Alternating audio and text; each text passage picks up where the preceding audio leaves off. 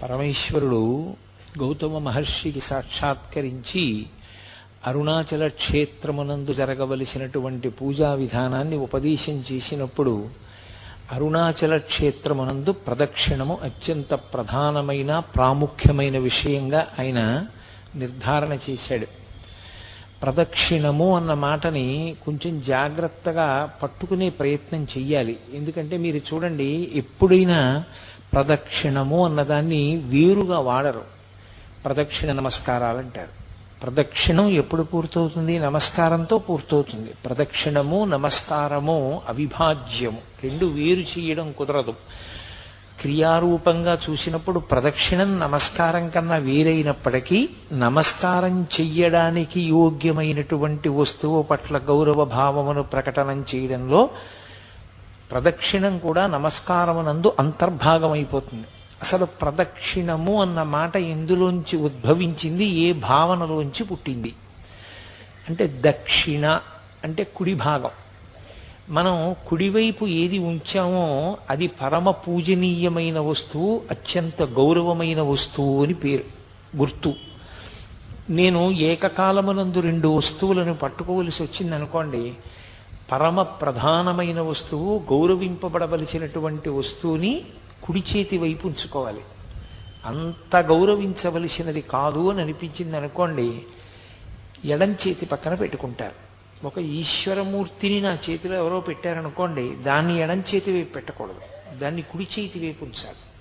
అంటే అది పూజనీయమైనది. అందుకే పూజ చేసేటప్పుడు భగవన్మూర్తులు ఎప్పుడు ఎదురుగుండా ఉండవు. అసలు పూజ యందు కానీ దర్శనమునందు కానీ దేవాలయంలో దర్శనం చేసినప్పుడు కానీ అభిముఖ పూజ ఉండదు. భగవంతుడికి ఎదురుగుండా కూర్చోకూడదు. ఎందుకు కూర్చోకూడదు అంటే ఒక్కటే కారణం, ఈశ్వరుడు పరమతేజోమూర్తి. ఆయన యొక్క స్వరూపమే తేజస్సు, కాంతి. దానికి ఒక లక్షణం ఉంటుంది, అది ఎదుటివారి కాంతిని లాక్కుంటుంది. ఆ లక్షణం ఉన్న కారణం చేత ఈశ్వరుడికి అభిముఖంగా కూర్చుని పూజ చేస్తే తేజస్సు క్షీణిస్తుంది. అందుకని అభిముఖ పూజ లేదు. అద్వైత భావన చేత అంతా ఒక్కటైనా కర్మ చేసేటప్పుడు, క్రియ చేసేటప్పుడు భేదం ఉంటుంది. అందుకని ఈశ్వరుణ్ణి కుడి చేతి వైపు ఉంచుకుని తాను కూర్చోవాలి. ఈశ్వరుడు కుడివైపునుంటే తానిటు కూర్చోవాలి. తను ఎప్పుడూ ఆరాధనా సమయమునందు తూర్పు దిక్కుని చూడాలి. తూర్పుని చూస్తూ తాను కూర్చుంటే భగవన్మూర్తులు ఉత్తర దిక్కుగా చూస్తాయి. అప్పుడు పువ్వు పడేటప్పుడు కుడి చేతిని కదిపితే పడుతుంది. ఇలా కుడి చేతి వైపు పళ్ళెంలోంచి పువ్వులు ఇలా అంటున్నారనుకోండి, ఆ పువ్వులు ఈశ్వర మంటపం వైపుకు పడుతుంటాయి, ఈశ్వర పాదముల మీద పడతాయి. ఆయన కుడివైపు ఉంటాడు, మనం తూర్పుని చూస్తూ ఉంటాం. పూజా పరికరములు కుడి చేతి వైపు ఉంటాయి. అసలు ఎడం చేత్తో అందుకోవలసిన అవసరం, ఎడం చేత్తో ముట్టుకోవలసిన అవసరం ఇక ఉండదు. పూజలో ఒక్క కుడి చేత్తోనే చేస్తారు. ఎప్పుడైనా ఏదైనా బరువైనదైతే కుడి చేతితో పట్టుకుని ఎడం చేతి యొక్క బలాన్ని కలుపుతారు తప్ప కుడి చేతితో మాత్రమే ఉపయోగించడానికి కారణం, అవతల ఎవరిని మీరు ఆరాధన చేస్తున్నారో ఆయన పరమ గౌరవనీయుడు. మన జీవితానికి అంతటికీ కూడా ఆయనే ధ్యేయమైన వాడు అని చెప్పడం కోసమని కుడివైపు ఉంచుతారు.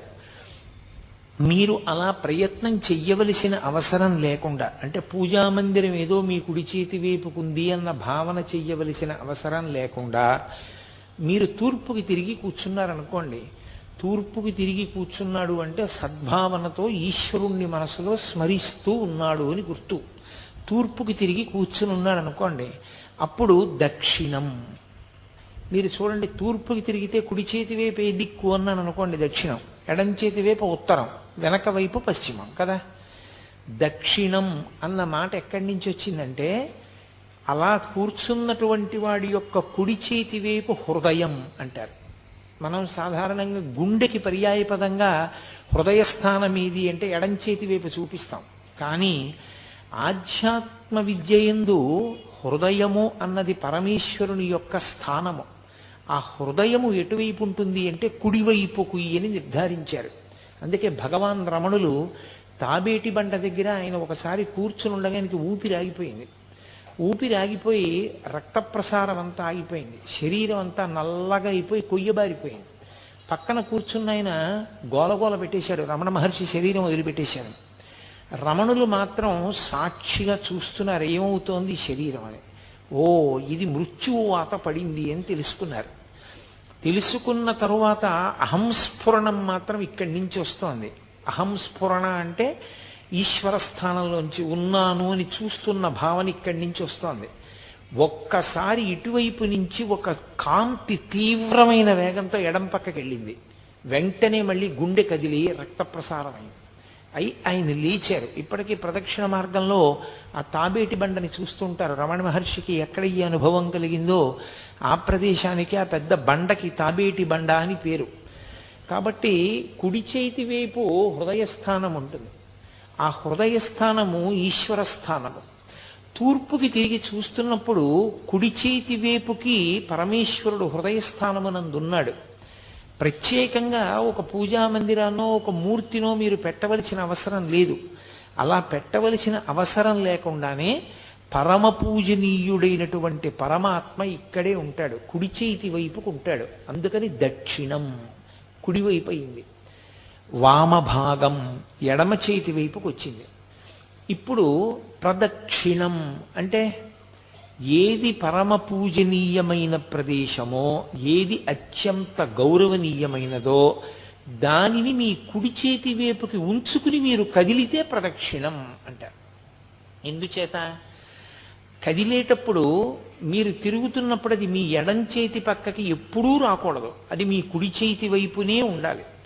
ప్రదక్షిణం అన్న మాటకు అర్థం ఏంటంటే మీరు దాని ఎందున్నటువంటి అపార గౌరవము చేత మీరు మీ కదలికల యందు ఆ వస్తువు మీ కుడి చేతి వైపున మాత్రమే ఉండేటట్లుగా చూసుకుంటే మీరు ప్రదక్షిణం చేశారు అని పిలుస్తారు.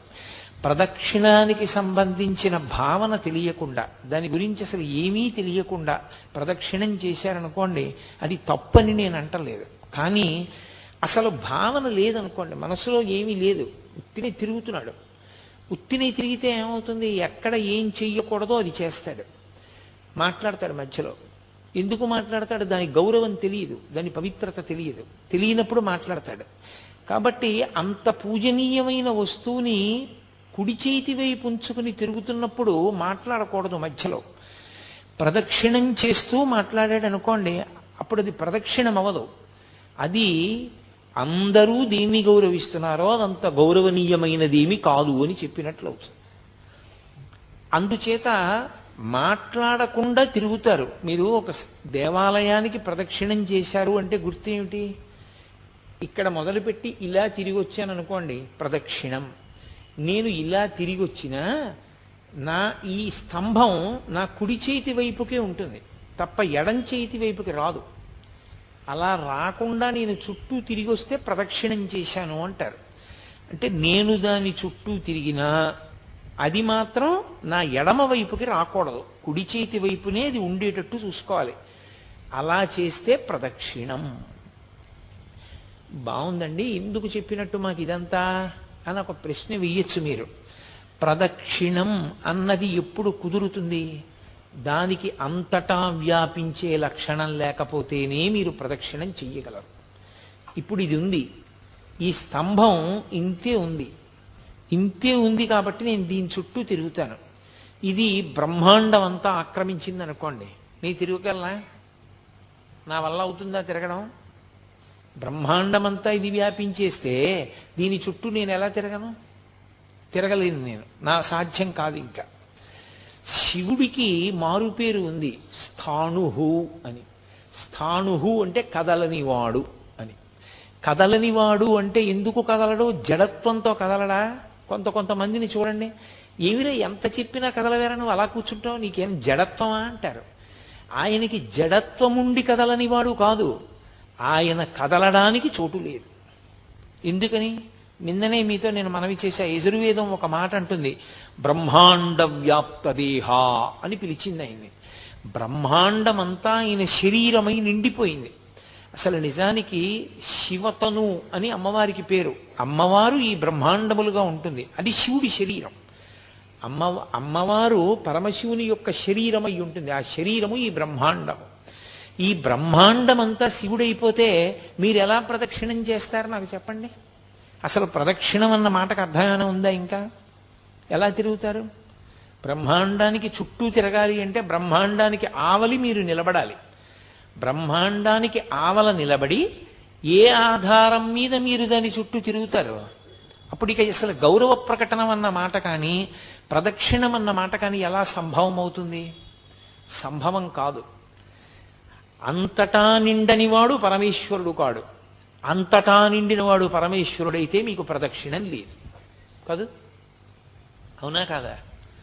మీరు ప్రదక్షిణం చేశారంటే వాడు పరమేశ్వరుడు కాడు. ఎందుకని? వాడు అంతటా నిండి లేడు. మీరు ప్రదక్షిణం చేయలేకపోయారంటే వాడు పరమేశ్వరుడు, అంతటా నిండి ఉన్నాడు. మరి ప్రదక్షిణం మనం ఎలా చేస్తున్నాం? మరి గిరి ప్రదక్షిణం అన్న మాట ఎలా వచ్చింది స్కాంద పురాణంలో? అంటే అసలు ప్రదక్షిణం చేసేటటువంటి వానికి ఉండవలసిన మొట్టమొదటి భావన అది. ప్రదక్షిణం చేసేటప్పుడు రెండు చేతులు జోడించి నమస్కరించి ఒక భావన చేస్తారు. ఏమిటి ఆ భావన? అంతటా నిండిన పరమాత్మ నేను ఆయన చుట్టూ తిరగడానికి ఆనుకూల్యత వహించి ఒక రూపంగా ఆయన కిందకి దిగొచ్చాడు. తక్కువగా దిగిపోయాడు. ఆయన దిగిపోయి ఇప్పుడు తిరుగు నా చుట్టూ అన్నాడు. ఇప్పుడు తిరుగు నా చుట్టూ అన్నాడు కాబట్టి తిరగగలుగుతున్నారు. లేకపోతే ఎలా తిరుగుతారు? తిరగడం సాధ్యం కాదు. అంతటా నిండిపోయినటువంటి పరమేశ్వరుడు ఒక లింగ రూపాన్ని ధరించాడు. ధరించి తిరుగు నా చుట్టూ అన్నాడు. ఇప్పుడు తిరగగలిగారు. అందుకే భగవాన్ రమణులు కూర్చునుంటే ఒకరు వచ్చి ఆయనకి ప్రదక్షిణం చేశారు. ఏం చేస్తున్నారన్నారు. అంటే ఆ రమణులతో ఆయన అన్నాడు, మీకు ప్రదక్షిణం చేశానన్నాడు. మీరు నాకు ప్రదక్షిణం చెయ్యగలరా అన్నారు రమణ మహర్షి. ఆయనకి అర్థం కాలేదు. మీరు నాకు ప్రదక్షిణం చెయ్యగలరా అన్న మాటకు అర్థం ఏమిటో తెలుసా? నేను ఆత్మని, నేను శరీరాన్ని కాను. ఆత్మ అంతటా నిండిపోయింది. మీలో ఉన్న ఆత్మ నాలో ఉన్న ఆత్మ కన్నా భేదం కాదు. కానప్పుడు ఒకటైన వస్తువు తన చుట్టూ తాను ఎలా తిరుగుతోంది? ఎలా ప్రదక్షిణం చేస్తారు? పోనీ మీరు నా వద్ద తెలుసుకోవలసిన వారిగా కొంచెం తక్కువలో ఉన్నారు, నేను ఎక్కువలో ఉన్నాను అనుకుంటే వ్యోమవత్వ్యాప్త దేహాయ దక్షిణామూర్తయే నమః. ఆకాశమంతా నిండిపోయినటువంటి స్వరూపం లాంటి వాడు గురువు. ఆ గురువు చుట్టూ ఎలా తిరుగుతావు నువ్వు? గురువుకి పరబ్రహ్మానికి అభేదం. గురుర్బ్రహ్మ గురుర్విష్ణు గురుర్దేవో మహేశ్వర గురు సాక్షాత్ పరబ్రహ్మ తస్మై శ్రీ గురవే నమః. మరి ఎలా తిరుగుతాం అంటే ప్రదక్షిణం చేసేటప్పుడు ఉండవలసిన మొట్టమొదటి భావన ఏమి అంటే నా యందు అనుగ్రహంతో అయ్యో వీడు నా చుట్టూ తిరుగుదాం అనుకుంటున్నాడు, నేను బ్రహ్మాండ రూపంగా ఉండిపోతే వీడు నా చుట్టూ ఎలా తిరుగుతాడని సర్వేశ్వరుడు కుదించుకుని ఒక మూర్తి రూపంలోకి వచ్చి నించున్నాడు. వేదాహమేతం పురుషం మహాంతం ఆదిత్యవర్ణం తమసస్తు పారే సర్వాణి రూపాణి విచిత్య ధీరా నామాని కృత్వాభివదన్ యదాస్తే అంటుంది వేదం. ఒక పేరుకి దొరికేటట్టుగా మాంసనేత్రము చేత చూడబడడానికి వీలుగా ఆయన దిగి వచ్చాడు. దిగి వస్తే అప్పుడు ఆయన చుట్టూ మీరు తిరగగలరు. అంటే పరమేశ్వరుడి వ్యాపకత్వం ఎంత గొప్పదో సౌలభ్యం అంత గొప్పది. ఆ సౌలభ్యము ఉంది కాబట్టి మీరు ప్రదక్షిణం చెయ్యగలుగుతున్నారు. ఇప్పుడు ఆ సౌలభ్యాన్ని మీరు ఊహించారనుకోండి, మీకు భగవంతుని యొక్క కారుణ్యము అర్థమై ఆయన పట్ల మీకు ఒక గొప్ప అనుబంధం ఏర్పడుతుంది. ఆ అనుబంధంతో మీరు తిరుగుతున్నప్పుడు అసలు నాకు అవకాశం లేదు, ఆయన అవకాశం ఇచ్చాడు. ఆయన అవకాశం ఇచ్చి తిరగరా అంటే నా దృష్టి ఇంకో దాని మీద పెట్టి ఇంకోటి మాట్లాడుతూ ఎలా తిరుగుతాను, ఎలా అపచారం చేస్తాను? కాబట్టి నేను ఆయన మీదే దృష్టి పెట్టి తిరుగుతాను. అందుకని మౌనం వచ్చింది ప్రదక్షిణల్లో. ప్రదక్షిణమునందు మౌనము రావడానికి కారణం ఏమిటి అంటే ఆయన అనుగ్రహము ఉన్నది కనుక. ఆయనకి చీకాకు కలిగిందనుకోండి, నా యథారూపాన్ని పొందుతున్నాను అన్నాడు అనుకోండి, ఇక మీకు ప్రదక్షిణం ఏది? అందుకని ఆయన అనుగ్రహాన్ని నిలబెట్టుకోవడానికి మీరు అంత జాగ్రత్తగా ప్రదక్షిణం చెయ్యాలి. ప్రదక్షిణం చేసేటప్పుడు ఒక నియమం చెప్తారు. ప్రదక్షిణం చేసేవాళ్ళు ఎలా ప్రదక్షిణం చెయ్యాలి అంటే, నూనె బిందె ఒకటి ఒలికిపోయి నేల మీద నూనె పడిపోతే నిండు గర్భిణి ఇంకొక గంటలోనో 2 గంటల్లోనో ప్రసవం అయిపోతుందన్న స్థితిని పొంది ఉన్నటువంటి గర్భిణి స్త్రీ చేతిలో ఒక గిన్నె పట్టుకుని, గిన్నె నిండా తైలంతో ఉన్న పాత్ర పట్టుకుని, అంటే దాని నిండా నూనె పోసుకొని చుక్క కింద పడకుండా నడుస్తోంది అనుకోండి, కింద నూని, నున్నటి నేల, నిండు గర్భిణి, చేతిలో తైలపాత్ర, ఎంత జాగ్రత్తగా అడుగు వేస్తుందో అంత జాగ్రత్తగా అడుగు వేయాలి. ఎందుకని? లేకపోతే లోపల ఉన్న వాడికి పదఘట్టన ప్రకంపనలు తెలుస్తాయి. అది అపచారమైన పట్ల. ఇప్పుడు ఇందాక నేను గభాలన వేదిక మీదకి వచ్చాను, ఇది ఏమైంది? కింద పడింది. ఎందుకని? నా పదఘట్టనల ప్రకంపనలు ఇది పుచ్చుకోలేకపోయింది, ఇది కింద పడింది. మీరు పదఘట్టనలు చేస్తూ నడుస్తున్నారనుకోండి, చేస్తే లోపల ఉన్న మూర్తికి ఇబ్బంది కలుగుతుంది. అందుకని నిశ్శబ్దంగా ప్రశాంతంగా నడవాలి. భక్తి ఉద్దీపనమైతే భగవన్నామని చెప్పచ్చు. నర్తన చేస్తూ ప్రదక్షిణం చేసేవాళ్ళు ఉంటారు. నృత్య ప్రదక్షిణము అని ఈశ్వరుని యొక్క ఆరాధనా క్రమంలో అదొక భాగం. నృత్యం చేస్తూ ప్రదక్షిణం చేస్తారు, పాట పాడుతూ ప్రదక్షిణం చేస్తారు, సంగీత వాద్యాన్ని మోగిస్తూ ప్రదక్షిణం చేస్తారు, మౌనంగా ప్రదక్షిణం చేస్తారు తప్ప లౌకికమైన మాటలు మాట్లాడుతూ ప్రదక్షిణం లేనే లేదు అసలు. కాబట్టి అసలు మాట్లాడుతూ ప్రదక్షిణం చేశాడు అంటే వాడికి ప్రదక్షిణం గురించి ఏమీ తెలియదు అని గుర్తు. ఎందుకు ప్రదక్షిణం చేస్తారు? ప్రదక్షిణం చేయడం దేనికోసం అంటే నమస్కారం చేయడం కోసం. మీరు ఎక్కడ మొదలు పెట్టారో అక్కడికి తిరిగి వచ్చేసేయాలి, తిరిగి వచ్చి నమస్కారం చెయ్యాలి. ఆ నమస్కారం చేసేటప్పుడు పరమేశ్వర మూర్తి తూర్పుని కానీ పశ్చిమాన్ని కానీ చూస్తే మీరు ఉత్తరానికి తిరిగి నమస్కారం చేయాలి. ఒకవేళ ఈశ్వరమూర్తి ఉత్తరాన్ని కానీ దక్షిణాన్ని కానీ చూస్తే మీరు తూర్పుకి తిరిగి నమస్కారం చేయాలి. తూర్పుని ఉత్తరాన్ని తప్ప మీరు నమస్కారం చేసేటప్పుడు మీరు దక్షిణాన్ని పశ్చిమాన్ని చూడకూడదు, చూడకుండా నమస్కారం చెయ్యాలి. అందుకని ప్రదక్షిణ నమస్కారములు అంటారు. ప్రదక్షిణము తర్వాత వచ్చేది నమస్కారం. ఇది తత్వాన్ని మీరు బాగా పట్టుకోకపోతే ఎప్పుడు ఎక్కడికి వెళ్ళి ఏ ప్రదక్షిణం చెయ్యండి, ప్రదక్షిణమన్న మాట చేత అపరాధం చేస్తాడు తప్ప వాడు శాస్త్రవిహితమైనటువంటి ప్రదక్షిణ చెయ్యలేడు. ఇందుచేత ప్రదక్షిణము కదలిక, నమస్కారము కదలికలు ఆగిపోతాయి. మీరు గమనించండి, ప్రదక్షిణంలో ఏం చేస్తాను? నేను కదులుతాను. పొద్దున్నే నేను అయ్యప్ప స్వామి దేవాలయంలో ప్రదక్షిణం చేశాను, గోపూజకి వెళ్ళి. ప్రదక్షిణం చేస్తున్నంతసేపు కదులుతాను, మెల్లగా నడుస్తూ ఉపాలయాలన్నీ దర్శనం చేసి ప్రధానమూర్తి దర్శనానికి వెడతాం. వెళ్ళి ప్రధానమూర్తి దర్శనం చేసినప్పుడు ఏం చేస్తాను? ఆగిపోతాను. ఇక అక్కడ కదలికలు ఉండకూడదు. ఆగిపోయి నమస్కారం చేసి సాష్టాంగము అంటే భూమి మీద పడిపోతాడు. పురసా శిరసా దృష్ట్యా మనసా వచసా తథా పద్భ్యాం కరాభ్యాం కర్ణాభ్యాం ప్రణామోష్టాంగముచ్యతే అని 8 అవయవములు తగిలేటట్టుగా నేల మీద పడి నమస్కరించాలి పురుషుడైతే. స్త్రీ అయితే పంచాంగ నమస్కారం, వాళ్ళు నేల మీద పడి నమస్కారం చేయకూడదు. కాబట్టి ఇప్పుడు నమస్కారం చేస్తే కదలికలన్నీ ఆగిపోవాలి కాసేపు. దాని రహస్యం ఏమిటో తెలుసా? ఎందుకు ప్రదక్షిణ నమస్కారాలు వచ్చాయో తెలుసా? ప్రదక్షిణం చేసేటప్పుడు ఎంత మౌనంగా ఎంత జాగ్రత్తగా నడిచావో ధర్మాన్ని అంత జాగ్రత్తగా పట్టుకుని కదులుతూ ఉండాలి.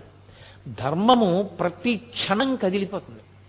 ఒక క్షణంలో ఉన్న ధర్మం ఇంకో క్షణంలో ఉండదు, ఒక చోట ఉన్న ధర్మం ఇంకొక చోట ఉండదు. ఇక్కడ నాది ఒక ధర్మం, మీది ఒక ధర్మం. మీరు శ్రోత, మీరు కదలకుండా వింటారు, నేను కొంత కదులుతూ ఉంటాను. నేను ఉన్నతాసనం మీద కూర్చుంటాను చెప్పేవాడిని కాబట్టి, వినేవాళ్ళు చెప్పేవాడి మీద గౌరవంతో అంతకన్నా క్రిందకి కూర్చుంటారు. ఇదే నేను నా కార్యాలయానికి వెళ్ళాననుకోండి, నా పై అధికారికి నమస్కారం చెయ్యాలి, అప్పుడు అది నా ధర్మం. అంతేకాని ఇక్కడ నేను నమస్కారాలు పుచ్చుకున్నాను కదా అని అక్కడ నేను నమస్కారం చేయనకూడదు. అక్కడ నాకది ధర్మం. ధర్మం అనుక్షణం మారిపోతుంది, ధర్మం ఒకలా ఉండదు. మారిపోతున్న ధర్మాన్ని ఒడిసి పట్టుకోవాలి. ఎక్కడ ఎలా ఉండాలో అలాగే ఉండాలి. ఎక్కడ ఎలా ఉండాలో అలా ఉండడంలో వైక్లభ్యం వచ్చిందనుకోండి, మీరు చిన్నవాళ్ల పట్ల తప్పు చేస్తే ఈశ్వరుడికి క్షమార్పణ చెప్పాలి, పెద్దవాళ్ల పట్ల తప్పు చేస్తే పెద్దవాళ్ళకి క్షమార్పణ చెప్పాలి. నా మాట మీరు బాగా పట్టుకున్నారో లేదో? నేను క్షమార్పణ రెండుగా విభాగం చేసి మాట్లాడాను. చిన్నవాళ్ల పట్ల దోషం చేస్తే నేను ఈశ్వరుడికి క్షమార్పణ చెప్పాలి, నా కూతురుతో నేను మాట్లాడేటప్పుడు నేను పొరపాటుగా మాట్లాడాను అనుకోండి, నేను అలా మాట్లాడకూడదు. కానీ నేను కొంచెం వ్యగ్రతతో మాట్లాడాను నా కూతురుతో కోపంగా, అది కన్నుల నీరు పెట్టుకుంది. నాన్నగారు కోపంగా మాట్లాడారమ్మా నన్ను అని. ఇప్పుడు అమ్మ ఏమనుకోకురా, ఏదో అన్యథా ఆలోచనలో ఉన్నాను, ఆ వ్యగ్రతలో నిన్ను తొందరపడి గబుక్కుని అన్నానమ్మా, అలాగా నన్ను మన్నించు అనకూడదు. చిన్నపిల్లల దగ్గర అపరాధం చేసినటువంటి వాడు చిన్నపిల్లలకి క్షమార్పణ చెప్పకూడదు. తాను ఈశ్వర మందిరంలోకి వెళ్ళి క్షమార్పణ చెప్పాలి.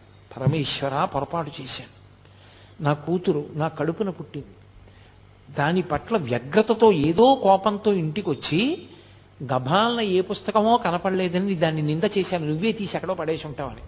పాపం దానికి తెలియదు, నేనే ఎక్కడ పెట్టానో గుర్తొచ్చింది, దాని మనసు కుందింది. నాన్నగారు నన్ను అనవసరంగా అన్నారండి, నేను తప్పు చేశాను, దాని మనసు బాధ పెట్టాను, నన్ను క్షమించు అని ఈశ్వరుడికి క్షమార్పణ చెప్పాలి. పెద్దవాళ్ల పట్ల అపచారం చేస్తే, నా కూతురు నా పట్ల అపచారం చేసింది అనుకోండి, దేవుడికి చెప్పడం కాదు, పూజా మందిరంలోకి వెళ్ళి నాన్నగారండి క్షమించండి, నేను పొరపాటు చేశాను, నిజమే నేనే తీశాను ఆ పుస్తకం, నాన్నగారు తీయలేదు అన్నాను కానండి, మర్చిపోయాను, నేనే తీశాను, మీకు కనపడలేదు, మీరు ఇబ్బంది పడ్డారు, నన్ను క్షమించండి అని చెప్పాలి. ధర్మాన్ని ధర్మంగా పట్టుకోవాలి. అందుకే ధర్మం అంతా కదలిక. ధర్మమునందు కదిలి కదిలి కదిలి కదిలి ఎక్కడ ఆగిపోతాడంటే సత్యమునందు ఆగిపోతాడు. సత్యము మారదు. అన్ని వేళలా, అన్ని యుగములలో, అన్ని రోజులలో, అన్ని సంధ్యలలో మార్పు లేక, కదలిక లేక ఒక్కలా ఉండిపోయేటటువంటి పదార్థమునకు సత్యమని పేరు. ఆ సత్యము బ్రహ్మము, పరమేశ్వరుడు. సత్యం జ్ఞానమనంతం బ్రహ్మ. సత్యమే బ్రహ్మము, బ్రహ్మమే సత్యము. సత్యమునకు బ్రహ్మమునకు అభేదము. ఆ సత్యాన్ని చేరుకోవడానికి మీరు కదులుతూ ఉండాలి ధర్మం పట్టుకుని. ధర్మం పట్టుకుని కదిలి కదిలి సత్యమునందు ఆగిపోతారు. అదే ఈశ్వరుణ్ణి చేరిపోవడం. అందుకే ధర్మాన్ని ఎవడు పట్టుకున్నాడో వాడు సత్యాన్ని చేరిపోతాడు. ఎవడు ధర్మాన్ని వదిలేశాడో వాడు సత్యాన్ని చేరలేడు. కాబట్టి ప్రదక్షిణ నమస్కారము కదిలి కదిలి ఆగిపోవుట, పడిపోవుట. కదిలి కదిలి ఆగిపోవడం అంటే తిరిగి తిరిగి ఈశ్వరుణ్ణి చేరిపోవడం. జన్మ జన్మలు ఎన్నో ఎత్తి జీవుడు శరీరాలు మార్చి మార్చి మార్చి మార్చి ప్రవేశించి ధర్మాన్ని పట్టుకోవడానికి వీలైనటువంటి మనుష్య జన్మలోకి ప్రవేశించి, ధర్మము అన్నిటికీ ఉండదు, మనుష్యునొక్కనికే ధర్మం, మిగిలిన వాటికి అన్నిటికీ కలిపి ఒకటే ధర్మం, పశుధర్మం. పశుధర్మో నమే ప్రీతిం అంటాడు వ్యాసుడు దేవి భాగవతంలో. పశుధర్మం అంటే దానికి ఏవి ప్రమాణములు ఉండవు. ఆకలేసింది మీరబడి తినేయడమే, తనకన్నా బలహీనమైన ప్రాణి చెనకేయడమే, తనకి కామం కలిగింది తన కడుపున పుట్టినటువంటి దూడైనా సరే దానితో సంభోగించడమే. మనుష్యునకు అలా కుదరదు, ఆయనకి ధర్మం ఉంది. ఎలా పట్టుకోవాలో అలా పట్టుకోవాలి. ఎలా పట్టుకోవాలో చెప్పేది ఎవరు? వేదం. ఇక రెండో పదార్థం లేదు. ధర్మం చెప్పడానికి లోకంలో అధికారం ఉన్నది ఎవరికి? గురువుకి కూడా లేదు. గురువు ఎప్పుడవుతాడంటే అచంచల విశ్వాసము వేదమునందుంటే. వేదం ఏం చెప్పిందో అది చెప్తేనే గురువు తప్ప గురువు గారు చెప్తే ధర్మం అవదు. వేదాన్ని గురువు గారు చెప్పారు కాబట్టి ధర్మం అవుతుంది. గురువు వేదం ఒక్కటే చెప్తాడు, వేదాంతర్గతమైన విషయమును మాత్రమే గురువు చెప్తాడు. అందుకే వేదమే ప్రమాణము, శృతి ప్రమాణం తప్ప వేరొకటి ప్రమాణము కాదు. ఆ వేదము ధర్మాన్ని చెప్పింది. ఇదిగో ఈ తత్వాన్ని పట్టుకుంటే ముందు ప్రదక్షిణం చేయడానికి అధికారం వచ్చిందని గుర్తు. కాబట్టి శివుడు అన్నాడు గౌతమ మహర్షితో, అరుణాచలమునందు ప్రదక్షిణము గొప్పది. ఎందువల్ల? నేను స్థూల శివుడిగా ఉన్నాను, ఇక్కడ నేను ఒక కొండ రూపంలో ఉన్నాను. ఏమిటి అనుగ్రహం దానివల్ల అంటే, అసలు సామాన్యమైనటువంటి ఏ జీవి కూడా నన్ను చేరలేదు. ఇక్కడ నేను అగ్నిలింగాన్ని కాబట్టి పెద్ద పెద్ద స్ఫులింగములతో అంత పెద్ద అగ్నిహోత్రం జ్వలిస్తోంది అనుకోండి, మీరు పెడతారా నేను పెడతానా ప్రదక్షిణం చేయడానికి? ఎలా సాధ్యం? అసలు ఎవరు వెళ్ళరు. దాని మించి సెగొచ్చిందనుకోండి, గాలి, వేడి గాలి, మాడిపోతాడు. ఎవరు ప్రదక్షిణం చేయగలరు? చెయ్యలేరు. ఆయన ఏం చేశాడంటే ఆ శిలలలోకి లాగేశాడు ఆ అగ్నితత్వాన్ని. లాగి ఒక కొండలా కనపడేటట్టుగా దాని మీద ఓషధిలో పెరిగేటట్టుగా కూడా అనుగ్రహించాడు. ఒక కొండలా కనపడిన కారణం చేత మీరు పరమేశ్వర ప్రదక్షిణాన్ని చెయ్యగలరు. నా అనుగ్రహము చేత అగ్నిలింగమైన నేనే అరుణాచలంలోకి వచ్చేటప్పటికి ఒక పర్వత రూపాన్ని పొందాను. ఈ పర్వత రూపాన్ని పొందిన కారణం చేత ఇక్కడ ఎవరు ప్రదక్షిణం చేస్తానని నిర్ణయం చేసుకుని బయలుదేరుతాడో వాడు కొన్ని కోట్ల కోట్ల కోట్ల కోట్ల జన్మలెత్తితే తప్ప అసలు ఆ సంకల్పమును పొందడు. నేను నిన్ననే మీతో ఒక మాట మనవి చేశా. అరుణాచల ప్రవేశమునకు ముందు, అరుణాచల ప్రవేశము తరువాత అని జీవుడికి విభాగం చేస్తారు. అసలు వీడెప్పుడైనా అరుణాచలం వెళ్ళాడా చూస్తారు. అరుణాచలం వెళ్ళాడు, ఆ జీవుడి స్థాయి వేరు. అరుణాచలం వెళ్ళలేదు, ఆ జీవుడి స్థాయి వేరు. ఇప్పుడు అరుణాచల ప్రవేశం చేశాడు, గిరి ప్రదక్షిణం చెయ్యాలి, ఆ గిరికి ప్రదక్షిణం చెయ్యాలి తాను. ఆ కొండకి ప్రదక్షిణం అంటే శివుడికి ప్రదక్షిణమే. ప్రదక్షిణం అన్న మాటకు అర్థం మీరు బాగా గుర్తుపెట్టుకోవాలి. ఏ బిందువు దగ్గర మీరు బయలుదేరారో తిరిగి ఆ బిందువు దగ్గరికి వచ్చేయాలి. కుడి చేతి వైపుకి మీకు కొండ ఉండాలి, ఉండేటట్టుగా తిరిగి రావాలి. అలా తిరిగి వస్తే దానికి ప్రదక్షిణం అని పేరు. ఆయన అన్నాడు, కలియుగంలో ఈ అరుణాచల పర్వతం చుట్టూ ఎవరు ప్రదక్షిణం చేస్తారో వాళ్ళందరికీ కూడా 100 అశ్వమేధములు 100 వాజపేయములు చేసిన ఫలితం వేస్తాను. అశ్వమేధయాగం అసలు నిజానికి కలియుగంలో లేదు. కలియుగంలో అశ్వమేధయాగం సంకల్పం చెయ్యడానికి అధికారం లేదు, చెయ్యకూడదు. ఎందుకంటే నిషేధింపబడింది. అశ్వమేధయాగంతో సమానమైనటువంటిది ఒకటి ఉంది, అది చేస్తే అశ్వమేధయాగ ఫలితం ఇచ్చేస్తారు. వాడు అశ్వమేధయాగం చేశాడు అని ఫలితం ఇస్తారు. ఏదది? అనాథప్రేత సంస్కారం. అనాథప్రేతానికి సంస్కారం చేస్తే వాడు అశ్వమేధయాగం చేశాడు అని ఫలితం వేస్తారు. 100 అశ్వమేధయాగముల యొక్క ఫలితాన్ని గిరి ప్రదక్షిణం చేసిన వాళ్ళకి వేస్తానన్నాడు. 100 వాజపేయములు చేసినటువంటి ఫలితాన్ని గిరి ప్రదక్షిణం చేసిన వాళ్ళకి వేస్తానన్నాడు. అంటే దాని ఉద్దేశ్యం, అసలు అరుణాచలం అనేటటువంటి క్షేత్రం ఒకటి ఉంది, దానికి ఇంత ప్రాశస్త్యం ఉన్నది, పరమశివుని యొక్క పరిపూర్ణమైన అనుగ్రహం ఉన్నది, అక్కడికి వెళ్ళాలనేటటువంటి కోరిక పుట్టడం జరగదు. ఎందుకని? అసలు కొన్ని కోట్ల జన్మలెత్తితే తప్ప అరుణాచల పర్వతం గురించి తెలుసుకోడు. అరుణాచల వైభవం అన్న మాట వినడు. కాబట్టి పక్కన పెట్టేయి. విన్నాడు, అది మనసులో హత్తుకుని అరుణాచలంలోకి ప్రవేశిస్తానన్న మాట అన్నాడు పో, అహంకారం వదల్లేడు. ఏదో ఒకటి వెంట పెట్టుకుంటాడు. వెంట పెట్టుకుని నేనింత వాణ్ణని డాంబికానికి పోయాడా ఆయన లోపలికి రానివ్వడు. అహంకార పరిత్యాగం చేశాడా లోపలికి రానిస్తాడు. అందుకే అరుణాచలంలోకి వెళ్ళాడు అంటే వాడికి ఏదో అధికారం ఉంది, పరమేశ్వరానుగ్రహాన్ని పొంది ఉన్నాడని గుర్తు. అందుకే లోపలికి రానివ్వరు. అటువంటి క్షేత్రాల్లో పరమ ప్రఖ్యాతమైన క్షేత్రములు అరుణాచలము, కాశీపట్టణము, ఇవన్నీ. ఎందుకని? అగస్త్య మహర్షి స్కాంద పురాణంలోనే కుమార సంహితలో చెప్తారు, ఎన్నో క్షేత్రాలకు వెళ్ళి నమస్కారం చేసినటువంటి పుణ్యము పరీపాకమైతే కాశీపట్టణంలోకి రావడానికి అర్హత వస్తుంది. అసలు అన్ని క్షేత్రాలకి జీవుడు ఎప్పటి నుంచో వెడుతుంటే ఆ ఫలితం ఉంటే తప్ప కాశీలోకి వెళ్ళలేడు. కుదరదు, అవతలబమ్మన్నారు. ఇక అరుణాచలం తత్తుల్యం, అంత గొప్పది. అరుణాచల ప్రవేశము అంత తేలికైన విషయం కాదు. కాబట్టి ప్రదక్షిణం అన్న మాటకు అర్థం ప్రదక్షిణం. స్కాంద పురాణాన్ని ఆధారం చేసుకుని భగవాన్ రమణులు అందరికీ చెప్తూ ఉండేవారు. ఎవరు అరుణాచలం వెళ్ళినా రమణుల దర్శనానికి వెళ్ళేవారు. ఆయన అనేవారు, మీరు గిరి ప్రదక్షిణం చేశారా అని అడిగేవారు. చెయ్యలేదు, వెళ్ళండి గిరి ప్రదక్షిణం చెయ్యండి అనేవారు. కొంతమందితో ఆయన గిరి ప్రదక్షిణం చేశారా అంటే వెడుతున్నాం అనేవారు. ఓ 2 గంటలు అయ్యేటప్పటికి మళ్ళీ కనపడేవారు. వెళ్ళారా? వెళ్ళొచ్చేసామండి అనేవారు. ఎలా వెళ్ళారు? 14 మైళ్ళు. ఎలా పెడతారు అంత తొందరగా అంటే? గుర్రబండి మీద వెళ్ళామండి అనేవారు. ఆయన నవ్వి అనేవారు, ప్రదక్షిణ ఫలితం గుర్రాందా మీదా అనేవారు. ప్రదక్షిణం గుర్రం చేసింది, నువ్వు గుర్రం మీద ఎక్కి కూర్చున్నావు, నీకెక్కడి నుంచి వస్తుందా ఫలితం? రాదు. కాబట్టి నువ్వు నడిచి వెడితే నువ్వు ప్రదక్షిణం చేసినట్టు. ఒకానొకప్పుడు ధర్మకేతు అని ఒక మహారాజు, ఆయన గుర్రం మీద ప్రదక్షిణం చేస్తుంటే ఆ గుర్రం బడలిపోయి కింద పడిపోయింది. పడిపోయి అది అంతర్ధానం అయిపోయింది. ఇదేడు గుర్రం అంతర్ధానం అయిపోయింది అనుకున్నాడు. ఆ గుర్రం ప్రదక్షిణం చేసిన కారణం చేత పరమేశ్వరుడు దాన్ని తన గణములలో ఒక గణానికి ఆధిపత్యం ఇచ్చాడు. అది కైలాసానికి వెళ్ళిపోయింది.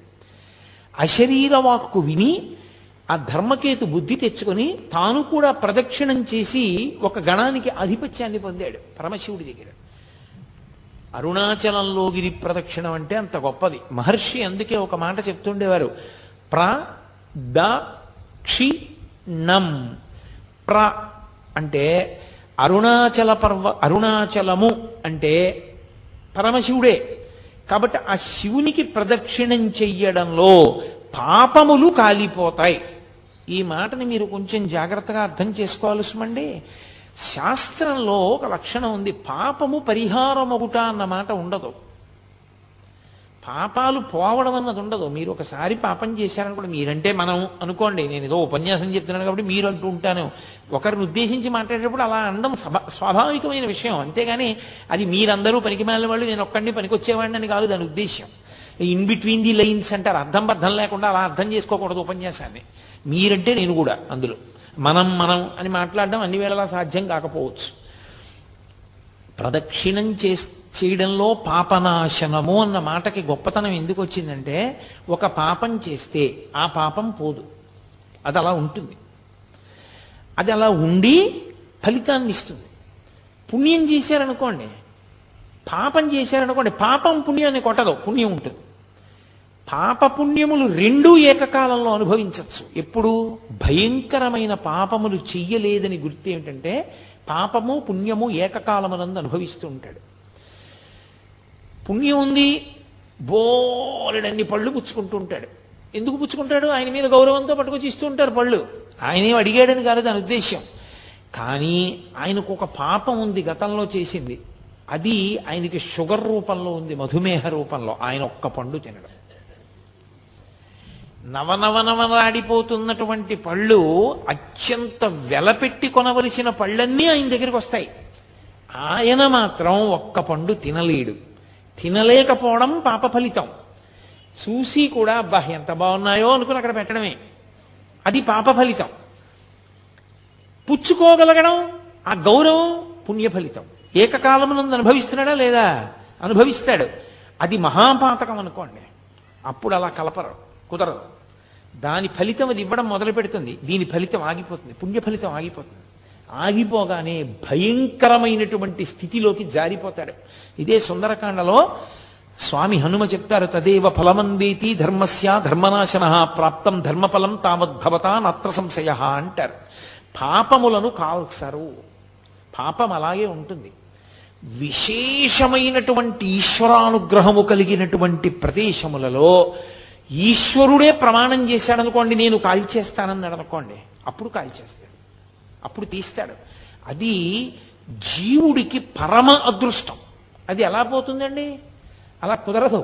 అలా ఎలా పోతాయి? చేసిన పాపాలేం పోవు, పట్టుకుని ఉంటాయి అలాగా. ఆ పాపములను కాలుస్తారు. ఎప్పుడు? అరుణాచలంలో గిరి ప్రదక్షిణానికి వెళ్ళినటువంటి వాడికి. ఎలా ప్రదక్షిణం? నేను ఇందాక చెప్పినట్టు ప్రదక్షిణం చేస్తే, భగవన్నామం చెప్తూ వెడితే, నృత్యం చేస్తూ వెడితే, మహానుభావులు 1000 కన్నా ఎక్కువ మార్లు అరుణాచలానికి శరీరాన్ని నేల మీద పడేసి దొర్లిస్తూ పొర్లుదండాలు పెడుతూ ప్రదక్షిణాలు చేసిన వాళ్ళు ఉన్నారు. అంత గౌరవంతో ఆ పర్వతానికి పరమశివ స్వరూపంగా ప్రదక్షిణం చేశారు. కాబట్టి అలా ప్రదక్షిణం చెయ్యడానికి నువ్వు ఉపక్రమించి ప్రదక్షిణం చేస్తే పాపములు కాలిపోతాయి. పాపము ప్రతిబంధక స్వరూపం. ఏదైనా ఒక కోరిక తీరకపోవడానికి కారణం ఏమిటంటే పాపమే ప్రతిబంధకంగా అడ్డొస్తుంది. ఇప్పుడు చూడండి, కొంతమంది కాశీ వెడదాం అనుకుంటారు, పాపం అన్నీ సిద్ధం చేసుకుంటాడు, ఇంకా రేపు కాశీ వెడదామనగా ఇవాళ ఏదో ప్రతిబంధకం వస్తుంది, వాడికి దాంట్లోంచి బయటికి రాలేడు, అందులో కాశీ ప్రయాణం ఆపేసుకుంటాడు. ఈశ్వరుణ్ణి ఏదో సేవిద్దాం అనుకుంటాడు, సేవించలేడు, వదిలిపెట్టవలసి వస్తుంది, పూజలోంచి లేచిపోవలసి వస్తుంది, ఒక్కొక్కసారి తప్పదు. అలా జరిగింది. ఒక దేవాలయానికి వెడదాం అనుకుంటాడు, ఎవరో వస్తారు, ఆయన్ని చూడగానే అయ్యో గుడిలోకి ఎడుతున్నాను అన్నా కూడా మనసు చిన్న చేసుకుని లోపల బాధపడుతున్నా పైకి వెకిలిన ఒకటి నవ్వి రెండంటూ తీసుకుని ఇంట్లోకి ఎడతాడు. ఆయన వెళ్ళిపోతారు, గుడి కట్టేస్తారు. అంత పరమపావనమైన తిథి నాడు దేవాలయానికి వెళ్ళాడు. లేదు మంచి కార్యం, గుడికి వెళ్ళాలి, అనారోగ్యం, వెళ్ళలేడు. నేను శాస్త్రం చెప్తున్నానని గుర్తుపెట్టుకోండి. మీతో పాపము ప్రతిబంధకమై అడ్డొస్తుంది, మిమ్మల్ని చెయ్యనివ్వదు ఆ మంచి పని. అడ్డుపడి అప్పటికి మిమ్మల్ని అడ్డు పెట్టి తర్వాత తొలగుతుంది, కానీ కాలం దాటిపోతుంది. కాలం ఆగదుగా, కాలం వెళ్ళిపోతుంది. మీరు ఆ పుణ్యాన్ని సంపాదించుకోలేరు. సంపాదించకుండా అడ్డొస్తూ ఉంటుంది. అడ్డుపడినంత కాలం మీ కోరికలు తీరవు. పుణ్యబలం లేదు కాబట్టి మీ కోరికలు తీరే అవకాశం ఉండదు. కాబట్టి ఇప్పుడు పాపము కాలడం అంత గొప్పది. కోరికలను తీర్చుకోవడానికి, కోరికలంటే పనికి మాలిన కోరికలని కాదు నా ఉద్దేశంలో, జీవుడు అభ్యున్నతిని పొందడానికి ఏ కోరికలు మంచివో అటువంటి కోరికలు తీరడానికి అది కారణమవుతుంది. ఇప్పుడు నేను అమెరికా ప్రెసిడెంట్ అవ్వాలని ఒక ఆయన అడిగాడు. నాకు కొడుకు పుట్టాలండి అని ఒక ఆయన అడిగాడు. రెండూ కోరికలే, కానీ ఒక కోరిక పరమ ధార్మికం. మీరు మార్గం చెప్పచ్చు. అయ్యా మీకు కొడుకు పుట్టలేదా, ఓ పని చేయండి, మీకు సంతానం లేకపోతే ఫలానా దేవాలయాన్ని ఆశ్రయించండి అని చెప్పచ్చు. ఎందుకని? అది ధార్మికం, అది ఉండవలసిన కోరిక. సంతానం ఉండాలన్న కోరిక ఎవరికి ఉండదు? సంతానం లేకపోతే ఉత్తరగతులు ఉండవు. కాబట్టి మీరు సలహా చెప్పచ్చు. అమెరికా ప్రెసిడెంట్ ఎందుకు నీకు? అది అడిగిన వాడికి అవతల పొమ్మని చెప్పచ్చు. ఏ కోరిక తీర్చాలో ఏ కోరిక తీర్చకూడదో మనకే వివక్ష ఉన్నప్పుడు పరమేశ్వరుడికి ఉండదు. వాంఛితార్థ ప్రదాయిని, ఏ కోరిక తీరాలో ఆ కోరిక తీరుస్తాడు పరమేశ్వరుడు. దానికి అడ్డొచ్చినటువంటి ప్రతిబంధకాన్ని కాల్చేస్తాడు. అది ప్రదక్షిణంలో ప్ర అంటే పాపము కాలుతుంది, దా ఇచ్చేస్తాడు. ఇప్పుడు కోరిక తీరుస్తాడు. కానీ ఒక ఇబ్బంది ఒకటి ఉంటుంది, క్షి ఒకటి ఉంటుంది వెనకాతల. క్షి అన్న మాటకు అర్థం ఏంటో తెలుసా? ఎప్పుడైనా సరే సంస్కృతంలో క్షకార ప్రయోగం చేశారు అంటే ఒకటే గుర్తు, అది చాలా మిమ్మల్ని ఇబ్బంది పెట్టేది అని గుర్తు. అందుకే సంస్కృతంలో ఏదైనా బాధతో కూడుకున్న విషయం చెప్పాలనుకోండి, అది చాలా కష్టమైన విషయం సుమండి అన్నది చెప్పవలసి వస్తే ఏం చేస్తారంటే క్ష శ్లోకంలో ఎక్కువ మార్లు వాడేస్తారు. వాడేస్తే మీరు ఆ శ్లోకం చూడగానే చాలా కష్టమైన విషయం ఎవరు అనుభవిస్తున్నారు అని మీరు గుర్తుపడతారనమాట. క్షితి క్షమా పుష్కర సన్నిభాక్షి యారక్షిత రాఘవ లక్ష్మణాభ్యాం సారాక్షసీభి వికృతేక్షణాభి సంరక్షిత సాంప్రతి వృక్షమూలే అంటారు మహర్షి. అన్నిసార్లు క్ష తిరిగింది అంటే సీతమ్మ ఎంత కష్టంలో ఉందో నువ్వు గమనించు. క్షి పక్కన క్షి వచ్చి కూర్చుంది. పాపం కాలింది, కోరిక తీరింది. ఎప్పటికీ? ఈ జన్మకి. క్షి ఒకటి ఉంది, అది చాలా పెద్దది. ఆ క్షి ఏమిటో తెలుసా? సంచితం. పర్వతాల కింద పడిపోయి ఉంటుంది. అంత పాపం ఏ 70 ఏళ్లలోనో అనుభవించరా అంటే స్పృహ తప్పిపోతాడని పరమేశ్వరుడు కొంత పుణ్యం కొంత పాపం కలిపి పెట్టి పంపిస్తాడు. ఈ క్షీ వలన ఏమవుతుందంటే వాసనాబలం ఉండి ఏ చిన్న పని చేయనివ్వండి ఫలితం అపేక్షిస్తాడు. నాకు ఈ కోరిక తీరాలండి అందుకు నేను ఇచ్చేస్తున్నానంటాడు. క్షి ప్రదక్షిణం చేసేటప్పుడు క్షి అన్న మాటకు అర్థం ఏమిటంటే, అన్న అక్షరానికి అర్థం కామ్యముతో కూడిన కర్మ నశిస్తుంది, దాని వలన చిత్తశుద్ధి కలుగుతుంది. కామ్యముతో కూడిన కర్మ అంటే ఏ పని చేసినా నాకేదో రావాలి. ఏమంటే పొద్దున్న గోపూజ చూశాను, పొద్దున్న గోపూజ చూశాను కదండి, నాకేమైనా వస్తుందా? వెంటనే ఓ 10 రూపాయలు కలిసి వచ్చేస్తాయా అని అడిగాను అనుకోండి, ఏమవుతుంది? 10 రూపాయలు ఇచ్చేశారు, పరమేశ్వరుడు 10 రూపాయలు అలాగో అలా కలిసి వచ్చేటట్టు చేశాడు. అయిపోయి ఎక్కడికో వెళ్ళారు, కాఫీ తాగారు, మీరు ఇద్దాం అనుకుంటుంటే మీ పక్కవాడు ఇచ్చేశాడు. అయిపోయిందా? మీ 10 రూపాయలు మిగిలిపోయిందా? చాలా. ఓ గోపూజ చూసిన ఫలితం ఓ 10 రూపాయలే. అదే ఎందుకు ఆ దిక్కుమాలిన ఫలితం మీకు? ఏం చేసుకుంటాం దాంతో?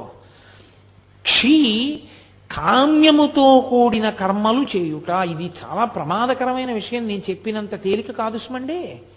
మీరు చూడండి, పుణ్యకర్మయే మీరు చేస్తూ వెళ్ళారనుకోండి, రోజు పుణ్యమే, వాడు ఏమి తప్పు చేయడు, కానీ మనసులో మాత్రం ఓ కోరిక, ఈ పుణ్యం అంతా నేను అనుభవించాలి, ఈ పుణ్యం అంతా అనుభవించాలి. ఇంత పుణ్యం చేసేసాడు, విపరీతంగా చేసేసాడు, చచ్చిపోయాడు, అయిపోయింది, ఈ శరీరం పడిపోయింది. ఏం చేయాలి పరమేశ్వరుడు? ఆ పుణ్యం నన్ను అనుభవింపచేయి, నా పుణ్యం అనుభవింపచేయి, ఆ పుణ్యానికి ఫలితం అని అడిగాడా? అడిగాడు కాబట్టి ఆ పుణ్యం అంతా అనుభవింపచేయాలా? ఇప్పుడు అనుభవింపచేయడానికి ఆయన ఏం చేస్తాడంటే మిమ్మల్ని ఓ చక్రవర్తిని చేస్తాడు. ఓ 20 ఏళ్ళో 30 ఏళ్ళో చక్రవర్తిత్వం. బయటికి వస్తే వందిమాగదులు, పల్లకీలు, అంతఃపురాలు, భద్రగజాలు, విపరీతమైనటువంటి పేరు, ఐశ్వర్యం. ఇదంతా ఎక్కడిది? 80 ఏళ్ళు చేసిన పుణ్యం 20 ఏళ్ల చక్రవర్తిత్వంలో అయిపోయింది, సున్నా. నువ్వు పుణ్యాన్ని అనుభవించేయడంలో పోతుంది సుఖంగా. కాదు, నేను ఎందుకు చేస్తున్నానో తెలుసా ఈశ్వర? నేనేదో ఈ పుణ్యాన్ని ఫలితంగా అనుభవించడం కోసం కాదు, నాకు చిత్తశుద్ధినియ్యి, నిష్కామ కర్మ చేస్తాను, నాకు ఏ కోరిక లేదు. నేను ఎందుకు నిన్ను సేవిస్తున్నానంటే నిన్ను సేవించకుండా ఉండలేక. ఇన్ని మాటలు మళ్ళీ ఇప్పటికి ఎన్ని మాటలు పుట్టానో, ఎన్ని మాటలు చచ్చిపోయానో, ఇంకా వద్దు, ఇక నాకు పుట్టాలని లేదు, ఇక చావాలని లేదు, ఈశ్వర మార్గం చూపించు అని అడిగారు అనుకోండి, ఈ జన్మలో కాకపోతే కనీసం కొద్ది జన్మలలో పూర్తయిపోతుంది. ఎలా అయిపోతుంది అంటే చిత్తశుద్ధితో కూడినటువంటి స్థితి వలన జ్ఞానము కలుగుతుంది. ఆ జ్ఞానము వలన మోక్షం వస్తుంది. మోక్షం అంటే ఈశ్వరునిగా నిలబడిపోవుట, తన తత్వము, ఆత్మతత్వము ఎరుకలోనికి వచ్చుట, అనుభవములోనికి వచ్చుట, అద్వైత స్థితి అంటారు. అది క్షి, నిష్కామకర్మ చేత చిత్తశుద్ధి కలిగి నా పునరావృత్తి ఆగిపోవుట, ఇక పుట్టడు. అది ఈ జన్మలో అవ్వచ్చు, కొద్ది జన్మలలో అవ్వచ్చు, కానీ ఆగుతుంది, అటువైపుకి నడుస్తాడు. ఈ 4గింటిని ఇవ్వగలిగినది కనుక ప్రదక్షిణం, అందుకొచ్చింది ఆ మాట. కాబట్టి అది చిన్న చిన్న కోరికలు కోరుకుని ప్రదక్షిణం చెయ్యకు, నీకు అద్భుతమైన స్థితిని కల్పించగలదు. అందుకని నిష్కామముగా ఏ కోరిక లేకుండా ఆ క్షేత్రంలో స్థూల శివుని యొక్క రూపంలో ఉన్నటువంటి కొండకి గిరి ప్రదక్షిణం చెయ్యి అని. కాబట్టి ఆ ప్రదక్షిణ తత్వము అంత గొప్పదై కూర్చుంది. ఈ ప్రదక్షిణం చేయడంలో ఏ కారణానికి చేయనివ్వండి, బుద్ధి ఉందనుకోండి ప్రదక్షిణ తత్వం అర్థం అవుతుంది. ఒక్కొక్కసారి బుద్ధి ఉండదు. ఆ ప్రాణికి తనంత తానుగా బుద్ధి ఉన్న ప్రాణి కాదు, కానీ అది ఎందుకో పరిగెత్తింది కొండ చుట్టూ. బుద్ధి లేని ప్రాణైనా దానికి ప్రదక్షిణం యొక్క విలువ తెలుసుకునే అవకాశం దాని ఉపాధికి లేకపోయినా అది పరిగెత్తింది కాబట్టి పరమేశ్వరుడు ఫలితం ఇస్తాడు. అది స్థూల శివుడుగా ఆయన రావడం వల్ల లోకానికి కలిగినటువంటి మహోపకారం. అలా ఆర్తి కలిగిన వాళ్ళకి చిన్న చిన్న విషయాల దగ్గర నుంచి పెద్ద పెద్ద విషయాల వరకు ఆయన అనుగ్రహించాడు ఆ ప్రదక్షిణ తత్వంలో. అందుకే కామ్యమునందు కూడా మీకు ప్రత్యేకంగా కోరి ప్రదక్షిణం చెయ్యక్కర్లేదు. ఆదివారం నాడు ప్రదక్షిణం చేశాడనుకోండి, ఆదివారం నాడు ప్రదక్షిణం చేసి వచ్చేస్తే సూర్యమండలాన్ని భేదిస్తాడు జీవుడు. శరీరం పడిపోయిన తర్వాత శరీర పతనానంతరము సూర్యమండలాన్ని ఛేదించి కైలాసంలో శివలోకానికి వెళ్ళి శివ సాన్నిధ్యమును పొందుతాడు. ఒక సోమవారం నాడు ప్రదక్షిణం చేశాడనుకోండి, జరామృత్యువులను దాటతాడు. జరామృత్యువు అంటే వృద్ధాప్యము, మృత్యువు. ఇదొక చిత్రమైనటువంటి విషయం. చాలామంది త్రిదళం త్రిగుణాకారం త్రినేత్రంచ త్రియాయుధం అంటుంటారు, కానీ అలా లేదు. అసలు యథార్థ పాఠం త్రియాయుషం అనుంది. త్రియాయుషం ఏకబిల్వం శివార్పణం. త్రియాయుషం అంటే 3 రకములైన ఆయుర్దాయాల్ని కోరుతారు. నేను వృద్ధాప్యాన్ని చూడాలని నేను కోరుకోవాలి. బాల్యము, కౌమారము, యవ్వనము దాటి నేను వార్ధక్యాన్ని చూడాలి అని అడగాలి. ఎందుకో తెలుసా? వార్ధక్యాన్ని చూడలేదు అంటే అపమృత్యువు. నా మనవల్ని ఎలా చూస్తాను? నా మనవల్ని చూసేశాను అనుకోండి, నేను నా 2వ తరాన్ని చూసేశాను. 2 తరాలు చూసేశాను అంటే లౌకికంగా నేను నా ఆయుర్దాయం చేత పరిపూర్ణంగా వంశంలో ప్రధానమైన మలుపులు చూసేశాను. ఇప్పుడు నేను వానప్రస్థానికి, ఈశ్వరుణ్ణి చేరుకోవడానికి, తపస్సు చేసుకోవడానికి వెళ్ళవచ్చు, అర్హత పొందుతాను. ముందే పడిపోయింది అనుకోండి శరీరం, అసలు ఇంకా కొడుకు లేడు, కొడుకుని చూడలేదు, తను చెయ్యవలసిన కర్తవ్యాలు పూర్తి చేయలేదు, అది అపమృత్యు దోషం అంటారు దాన్ని. అలా పడిపోకూడదు శరీరం. కాబట్టి అపమృత్యు దోషం పోవాలి అంటే జరా అంటే వృద్ధాప్యమునందు చింతతో అమ్మో ఇది పడిపోతుందేమో, అమ్మో ఇది పడిపోతుందేమో, అమ్మో ఇది పడిపోతుందేమో అని బెంగతో కాకుండా అమ్మో ఇది పడిపోకముందే చేసేయాలనేటటువంటి తాపత్రంతో చెయ్యగలిగినటువంటి స్థితిని పొంది తదనంతరము ఇక మళ్ళీ ఇంకొకసారి చావవలసిన అవసరం ఉండదు. అది ఆఖరి చావు. అంటే ఇంకోసారి పుట్టడని గుర్తు. పుడితే కదా చావడం.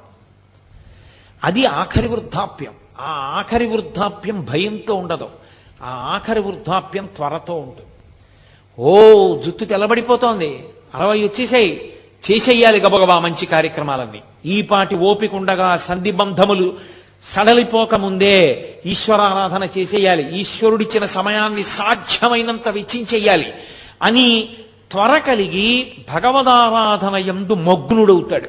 మగ్నుడై ఆ భావనతో భావనతో భావనతో భావనతో ఉన్న కారణం చేత శరీరం పడిపోతున్నప్పుడు కూడా పటికి బెల్లం తిన్న నోరులా ఆ పారవస్యంతో పడిపోతాడు.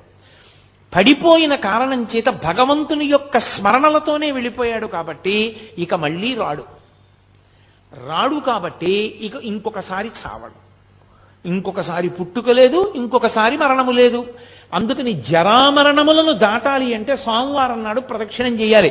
నువ్వు వేరే ఏమీ అడగక్కర్లేదు. ఏ రోజు ప్రదక్షిణం చేసినా ఫలితమే. ఈ కాలమా ఆ కాలమా అలా ఏం లేదు. మంగళవారం నాడు ప్రదక్షిణం చేస్తే సార్వభౌమత్వము. అయితే నేను ఇక్కడ మీకు ఒక మాట చెప్పవలసి ఉంటుంది. స్వయంగా భగవాన్ రమణులు చెప్పిన మాట. అరుణాచలంలో అరుణగిరికి ప్రదక్షిణానికి మంగళవారము శ్రేష్టము, చాలా మంచిది. మంగళవారం నాడు గిరి ప్రదక్షిణం చేస్తే ఎందుకో తెలుసా? అది అగ్ని కొండ, పావకి సుబ్రహ్మణ్య తత్వం, అది సుబ్రహ్మణ్య క్షేత్రం, శివానుగ్రహం. అక్కడ మంగళవారం నాడు ఉదయం కుజహోర ఉంటుంది. కుజుని యొక్క శక్తిని తగ్గించగలిగిన వాడు సుబ్రహ్మణ్యుడు. మంగళవారం సుబ్రహ్మణ్యానుగ్రహాన్ని ప్రోధి చేస్తుంది. అందుకే మంగళవారం నాడు ప్రదక్షిణం చాలా గొప్పది. సూరి నాగమ్మ గారు ప్రతి మంగళవారం గిరి ప్రదక్షిణానికి వెళ్ళేవారు. అప్పుడు మంగళవారం నాడు ప్రదక్షిణం చేసిన వాడు సార్వభౌముడవుతాడు. సార్వభౌముడవుతాడు అన్న మాటకు అర్థం చక్రవర్తి అంటే రాజ్య పరిపాలనే అనుకోక్కర్లేదు. భక్తి సార్వభౌముడు కావచ్చు, వైరాగ్య సార్వభౌముడు కావచ్చు, జ్ఞాన సార్వభౌముడు కావచ్చు. కాబట్టి మంగళవారం నాటి ప్రదక్షిణం సార్వభౌమత్వాన్ని ఇస్తుంది. బుధవారం నాడు గిరి ప్రదక్షిణం చేసినటువంటి వాడికి అపారమైనటువంటి పాండిత్యం అబ్బుతుంది. పాండిత్యం అంటే ఏవో కొన్ని పద్యాలు కొన్ని శ్లోకాలు చెప్పడం అనుకుంటున్నారేమో, కాదు. పండాహ అంటే భగవంతుని యొక్క జ్ఞానము కలుగుట. భగవద్జ్ఞానము కలగాలి అంటే తనంత తానుగా లోపల పొటమరించాలి అంటే బుధవారం నాడు ప్రదక్షిణం చెయ్యాలి. గురువారం నాడు నియమంగా అరుణాచలానికి ప్రదక్షిణం చేసిన వాడు లోకగురువు అవుతాడు. అంటే జగద్గురు స్థానాన్ని పొందుతాడు. అంతటి మహానుభావుడు అవుతాడు. అంటే బహుశః లోకం కోసం పుట్టిన కారణజన్ముడే తప్ప కర్మ అనుభవించడానికి పుట్టిన జన్మ కాదది. అటువంటి స్థితిని పొందుతాడు. శంకర భగవత్పాదులు, ఒక చంద్రశేఖరేంద్ర సరస్వతి మహాస్వామి వారు, ఒక చంద్రశేఖర భారతీ మహాస్వామి వారు, నృసింహ భారతీ మహాస్వామి వారు, వీళ్ళందరినీ జగద్గురువులు అంటారు. ఆ జగద్గురు స్థానాన్ని అలంకరిస్తాడు. అది గురువారం నాడు జరిగేటటువంటిది. ఇక శుక్రవారం నాడు అపార సంపత్తి, ఇహమునందు విశేషమైనటువంటి ఐశ్వర్యాన్ని పొంది అంత్యమునందు విష్ణుపథాన్ని పొందుతాడు. విష్ణుపథం అంటే వైకుంఠం, వైకుంఠాన్ని పొందుతాడు. అది శుక్రవార ప్రదక్షిణం. శుక్రవార ప్రదక్షిణంలో సంపత్తి అన్న మాట నేను వాడినప్పుడు ఎంత డబ్బు వస్తుందండి అని నన్ను అడక్కండి. సంపత్తి అన్న మాటకు అర్థం ఏమిటో తెలుసా? తృప్తి. నాకున్న దాంతో నేను తృప్తిగా ఉండడమే ఐశ్వర్యం. ఐశ్వర్యము అన్న మాటకు అర్థం ఏవో ఉంటే సంతోషం అయితే నీ జన్మలో సంతోషం అన్న మాటకు అర్థమే ఉండదు. ఎన్ని తెచ్చి నీ దగ్గర పెట్టినా నీకు ఇంకా లేనిదోటి ఉంది. నీకు ఏది ఉందో దాన్ని చూసుకుని మురిసిపోవడం నీకు అలవాటైతే నిన్ను మించిన ఐశ్వర్యవంతుడు ప్రపంచంలో లేడు. కౌపీనవంత కలు భాగ్యవంత అంటారు శంకరాచార్యుల వారు. గోచీ పెట్టుకున్న వాడంత ఐశ్వర్యవంతుడు ఎక్కడున్నాడన్నారు. అన్నీ వదిలి ఇది చాలని వాడు సంతోషంగా గోచీ పెట్టుకు తిరుగుతున్నాడు. ఇన్ని పట్టు పీతాంబరాలు కట్టుకున్నా ఏదో లేదని వీడు ఏడుస్తూనే ఉన్నాడు. అందుకే చక్రవర్తులు కూడా అన్నీ విడిచిపెట్టిన ఋషుల ఆశ్రమానికి వెళ్ళి కూర్చుని శాంతి పొందేవారు. వాళ్ళు అన్ని విడిచిపెట్టి శాంతి పొందారు. అన్ని ఉండి అశాంతిలో వీడుంటాడు. శాంతి ఐశ్వర్యం. అందుకే మనకి సనాతన ధర్మంలో ఏం చేసినా ఓం శాంతి శాంతి శాంతి అని పూర్తి చేస్తారు. శాంతిని మించిన పరమైశ్వర్యం, తృప్తిని మించిన పరమైశ్వర్యం లోకంలో ఇంకోటి లేదు. నాకు ఈశ్వరుడిది ఇవ్వలేదని ఏడిచేవాళ్ళు చాలా మంది ఉంటారు. నాకు ఈశ్వరుడు ఏమివ్వలేదని అడిగేవాడు కోట్ల కోట్ల మందిలో ఒక్కడే ఉంటాడు. అలా అడగగలగాలి అంటే వాడు నిత్యతృప్తుడై ఉండాలి. వాడు బ్రాహ్మణుడు. వాణ్ణి మించిన బ్రాహ్మణుడు లేడు. అందుకే వ్యాసుడు దేవి భాగవతం చెప్తూ పరమేశ్వరుడు కూడా ఎవరి పాదములకు నమస్కరిస్తాడని అడిగాడు. అడిగి సంతోషోహి ద్విజన్మనాం, నాకు ఇది కావాలన్న కోరిక మనసులో లేకుండా, ఎప్పుడు నాకు అసలు ఏం లేదన్న దాని మీద దృష్టి లేకుండా, నాకు ఈశ్వరుడు ఏమివ్వలేదని మురిసిపోయేవాడు ఎవడున్నాడో అటువంటి బ్రాహ్మణుడి పాదములు కడిగి ఆయన పాదములకు నేను నమస్కారం చేస్తానన్నాడు పరమేశ్వరుడు. కాబట్టి యతీనాం భూషణం జ్ఞానం సంతోషోహి ద్విజన్మనాం ఉద్యమం శత్రుహననం భూషణం భూతిమిచ్చతాం అన్నాడు ఆయన. కాబట్టి అది ఐశ్వర్యం అంటే. కాబట్టి ఇహమునందు సంపత్తి, విష్ణు పథమునందు స్థానము. శుక్రవారం నాడు ఆ గిరికి ప్రదక్షిణం. అలాగే శనివారం నాడు చేస్తే గ్రహపీడా విముక్తి. మీరు ఒక్క మాట చాలా జాగ్రత్తగా జ్ఞాపకం పెట్టుకోవాలి. గ్రహపీడా విముక్తి అన్న మాటకు అర్థం ఏమిటో తెలుసా అండి? ఆ గ్రహం మిమ్మల్ని బాధించడం మానేస్తుంది అని కాదు. మరి ఇంకెందుకండి గ్రహపీడా విముక్తి అని మీరు నన్ను అడగచ్చు. గ్రహములకు ఈశ్వరత్వము లేదు. గ్రహములకు ఈశ్వరత్వం లేదు. అందుకే నేను మీతో ఒక మాట చెప్తాను. ఒక దేవాలయంలో అనేకమైన దేవతామూర్తులు, నవగ్రహ మంటపం, గోపూజ జరుగుతున్నాయి అనుకోండి. మీరు ఏదైనా మరిచిపోవచ్చేమో కానీ గోవుకి ప్రదక్షిణం చేయకుండా మీరు వెళ్ళకూడదు. ఒక దేవాలయానికి ఎదురుగుండా ఒక ఆవు మేస్తోంది అనుకోండి, మీరు గుళ్ళోకి వెళ్ళడం ముఖ్యమా, ఆ గోవుకి ప్రదక్షిణం చేయడం ముఖ్యమా అంటే గుళ్ళోకి వెళ్ళడం కన్నా గో ప్రదక్షిణం ముఖ్యం. మీరు గుళ్ళోకి వెళ్ళి గోవును వదిలేసి వెళ్ళారనుకోండి, ఈశ్వరుడు కూడా అనుగ్రహించడు. గో ప్రదక్షిణమే గొప్పది. దిలీప చక్రవర్తి వృత్తాంతం లేదు? గోవును దాటిడితే ఏమయ్యాడు? గోవుకి ప్రదక్షిణం చెయ్యాలి. నవగ్రహ మంటపానికి ప్రదక్షిణం వదిలేశారనుకోండి, ఉపద్రవం రాదు. ఎందుకో తెలుసా? గ్రహములకు ఈశ్వరత్వము లేదు. కొంతమంది పొరపాటున శనీశ్వరుడు అంటుంటారు. శనీశ్వరుడు అన్న మాట లేదు. శనైశ్చరుడు. శనైహి చరహ. మెల్లగా మెల్లగా నడుస్తాడు ఆయన. అందుకని ఆయనకి శనైశ్చరుడు తప్ప శనీశ్వరుడు లేదు. అసలు గ్రహములకు ఈశ్వరత్వము లేదు. ఈశ్వరత్వము లేదు అన్న మాటకు అర్థం ఏంటో తెలుసా? ఆయన గుమాస్తాయే కానీ అధికారి కాడు. గుమాస్తా గారు వద్దు, ఈయనకి 2 ఎకరాల పొలం ఇవ్వకూడదు అని రాశాడు. కలెక్టర్ గారు ఫైల్ చూసి అక్కర్లేదు, ఇతనికి ఇవ్వచ్చు, పేదవాడు పాపం, ఇతనికి ఇవ్వడానికి తగిన కారణాలు నాకు కనపడుతున్నాయి కాబట్టి 2 ఎకరాలు ఫలానా చోటు ఇతనికి ఇవ్వండి అని రాశాడు. గుమాస్తా మాట నెగ్గుతుందా? గ్రహబాధ విముక్తి అన్న మాటకు అర్థం ఏమిటో తెలుసా? గ్రహముల యొక్క పీడ కింది స్థాయికి వెళ్ళిపోతుంది. ఈశ్వరుడు పిలిచి అంటాడు, వాడిని నువ్వు బాధ పెట్టడానికి వీలు లేదు. ఇప్పుడు పాము కరవాలి వాణ్ణి చీమ కరుస్తుంది. అంటే గ్రహం ఈశ్వరుడి మాటని బట్టి బాధించడంలో కింది స్థాయికి వెళ్ళిపోతుంది. అప్పుడు అసలు మిమ్మల్ని బాధించినట్టు ఉండదు. పాము కరిస్తే పడినటువంటి బాధ వలన పోవలసిన పాపం చీమ కరిచిన బాధని పాము కరిచిన బాధతో సరిపెట్టి పోగొడతారు. కొంతమందిని చూడండి, కారాగారంలోంచి సత్ప్రవర్తన వలన విడుదల చేసేసామంటారు.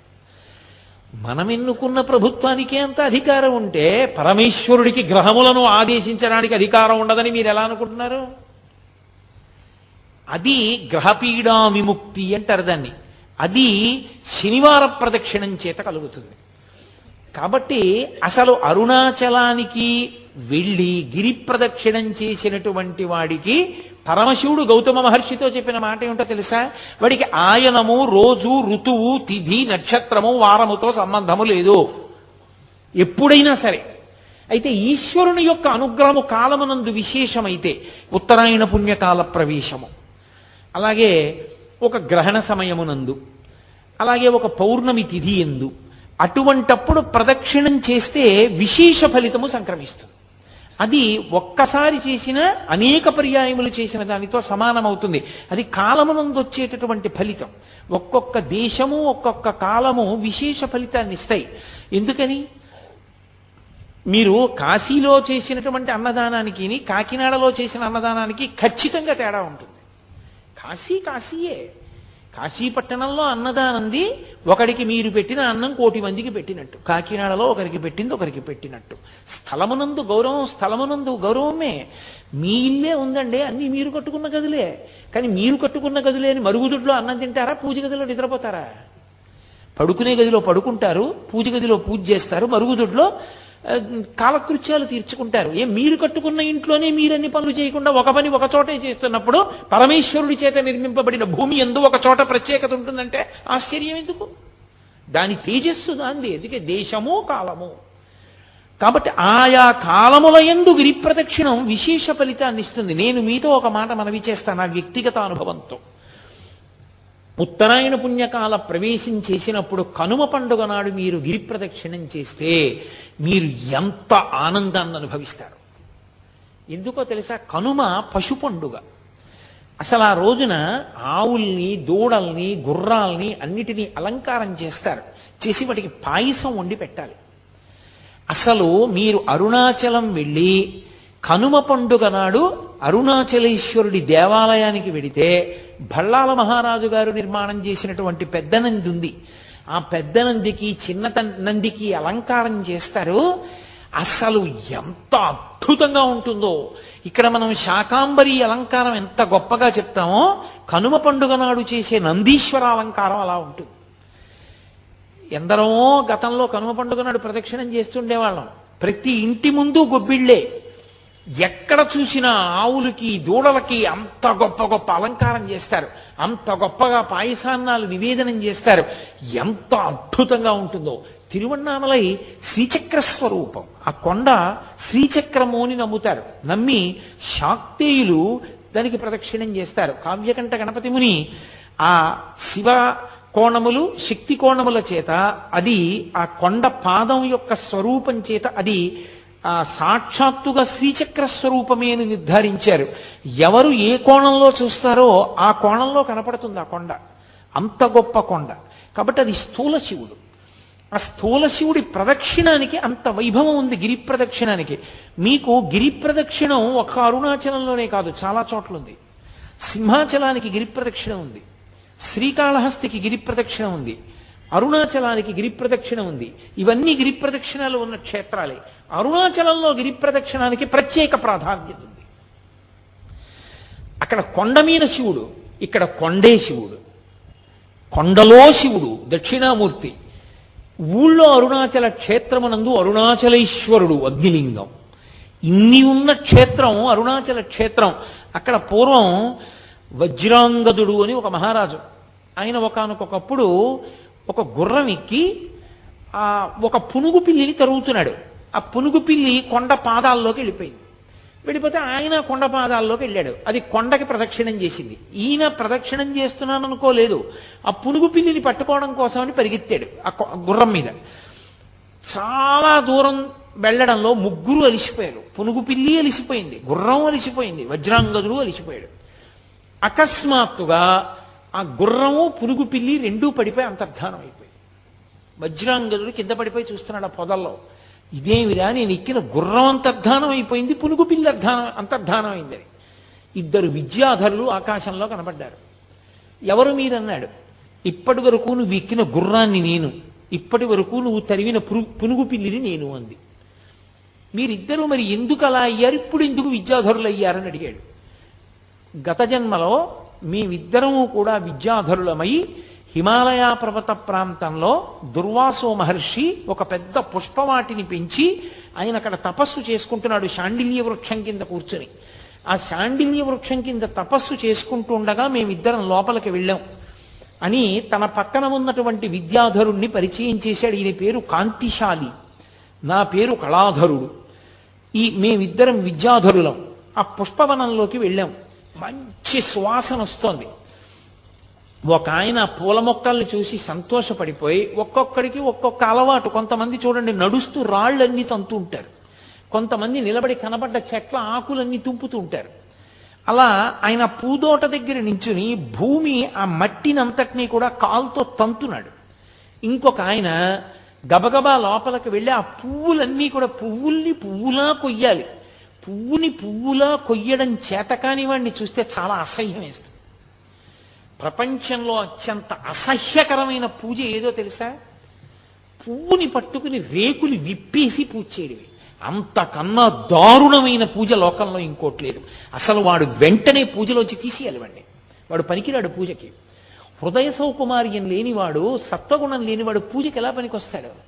ఒక గులాబీ పువ్వుని పరమేశ్వరుడు ఎంత అందంగా నిర్మాణం చేశాడు. అంత అందంగా ఈశ్వరుడు నిర్మిస్తే దాన్ని పట్టుకుని ఇలా చిదిమేసి ఆ రేకులు తీసి పడేసేటటువంటి వాడు పూజ వాడు చేసేది. వాడు పూజా భంగం చేస్తున్నాడు వాడు. అందుకే పూజ యందు పువ్వు రేకులు విప్పి పూజ చేయడం నిషిద్ధ కర్మ.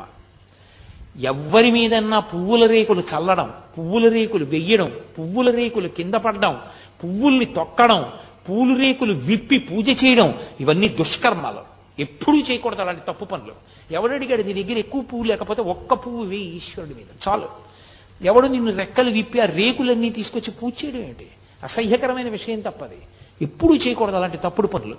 కాబట్టి ఆయన పువ్వుని పువ్వులా కొయ్యకుండా ఆ పువ్వులన్నింటినీ కూడా ఏదో పట్టుకుని ఒక్కసారి ఇలా లాగేసి కోసేస్తున్నాడు. ఆ చెట్లు ఆ పువ్వులు లాగేస్తే జడపట్టుకు లాగితే ఆడపిల్ల నెప్పితో తప్పించుకుని వెనక్కి లాక్కున్నట్టు ఆ కొమ్మలు వెనక్కి ఎడుతున్నాయి. ఈ చప్పుడికి దుర్వాసో మహర్షి కళ్ళు తెరిచాడు. భూమిని తన్నకూడదు నిష్కారణంగా. ఒకడు పదఘట్టన చేస్తున్నాడు, ఒకడు పువ్వులు కోస్తున్నాడు. ఆయన వెంటనే ఆగ్రహోదగ్రుడయ్యాడు. మహాత్ములకు అసహ్యం వేసింది అంటే వాళ్ళ భావన సౌకుమార్యం, వాళ్ళ భావన సంపత్తి చేత అసహ్యం వేస్తుంది అవతల వాళ్ళని చూస్తే. అందుకని చిన్న కారణానికి కోపగించుకున్నారని అనకూడదు. నీకు చిన్న కారణం, ఆయనకి అది ఎంత చికాగ్గా అనిపిస్తుందో ఆ పనులు చూస్తే. కాబట్టి ఆయన అన్నాడు, ఒకడు భూమిని తంతున్నాడు, ఒకడు పువ్వులు కోసేస్తున్నాడు సువాసనగా ఉన్నాయి కదా అని. కాబట్టి కాంతిశాలికి కళాధరునికి శాపవాక్కిస్తున్నాను. ఎవడు భూమిని తన్నాడో వాడు గుర్రం అవుతాడు. అదే పనిగా చప్పుడు చేస్తూ మనుష్యుల్ని కిచ్చుకు తిరుగుతూ ఉంటాడు. కాబట్టి భూమండలానికి వెళ్ళి గుర్రం అయిపడు ఉండన్నాడు. ఎవడు పువ్వుల్ని దుడుకుగా కోశాడో ఆ పుష్పముల యొక్క సౌరభమునందలి వ్యామోహంతో వాడు కస్తూరి మృగం అవుతాడు. కస్తూరి మృగమై కస్తూరి మృగం కస్తూరి దాని శరీరంలోంచి వస్తుంటుంది. కానీ అది వాసన చూసి ఎక్కడి నుంచో మంచి వాసన వస్తోందనుకుని పరిగెడుతూ ఉంటుంది. ఎక్కడికి వెళ్ళినా వాసన వస్తూ ఉంటుంది దాని ఒంట్లోదే ఆ కస్తూరి. కానీ అది దాని ఒంట్లోదే ఆ కస్తూరి అని తెలుసుకోలేక పరిగెడుతుంటుంది. అలా పరిగెత్తే కస్తూరి మృగాన్ని అవుతావు. ఆ కస్తూరి మృగాన్ని తరిమాడు వజ్రాంగదుడు. ఈ కస్తూరి మృగం ఈ గుర్రం రూపంలో ఉన్నటువంటి కళాధరుడు ఇద్దరూ పరిగెడుతున్నారు. వాళ్ళు అడిగారు దుర్వాసో మహర్షిని, మేము అపరాధం చేశాం, మాకు ఎలా శాపావకాశం, ఎలా శాప విమోచనం? ఇప్పుడు బుద్ధి వచ్చింది. ఆయన అన్నాడు, తెలిసో తెలియకో జంతు రూపంలో మృగ రూపంలో ఉంటారు కాబట్టి ప్రదక్షిణం యొక్క గౌరవం మీకు తెలియకపోయినా తెలియక ముట్టుకున్న అగ్ని కాల్చినట్టు, తాగిన పాలు కడుపు నింపినట్టు, నీరు తాగితే దాహం తీరినట్టు, గాలి తగిలితే సుఖంగా ఉన్నట్టు అరుణాచలానికి మీరు ఎప్పుడు ప్రదక్షిణం చేస్తారో అప్పుడు మీ పాపములన్నీ నశించిపోతాయి. నశించిపోయి మీరు మళ్ళీ విద్యాధరులు అవుతారన్నారు. అదిగో ఆ వజ్రాంగదుడిక్కినటువంటి గుర్రం ఆ కస్తూరి మృగాన్ని తరుముతూ రావడంలో ఆ రెండు అలా వెళ్ళినటువంటి కారణం చేత అలిసిపోయి ప్రాణములు విడిచిపెడితే అవి ఆ ప్రదక్షిణ పుణ్యం చేత మళ్ళీ అలా అయ్యాయి, ఈ విద్యాధర స్వరూపాన్ని పొందాయి. ఇది విన్న వజ్రాంగదుడు తెలుసుకున్నాడు, అబ్బా ఇంత గొప్పదా ఈ గిరి అని.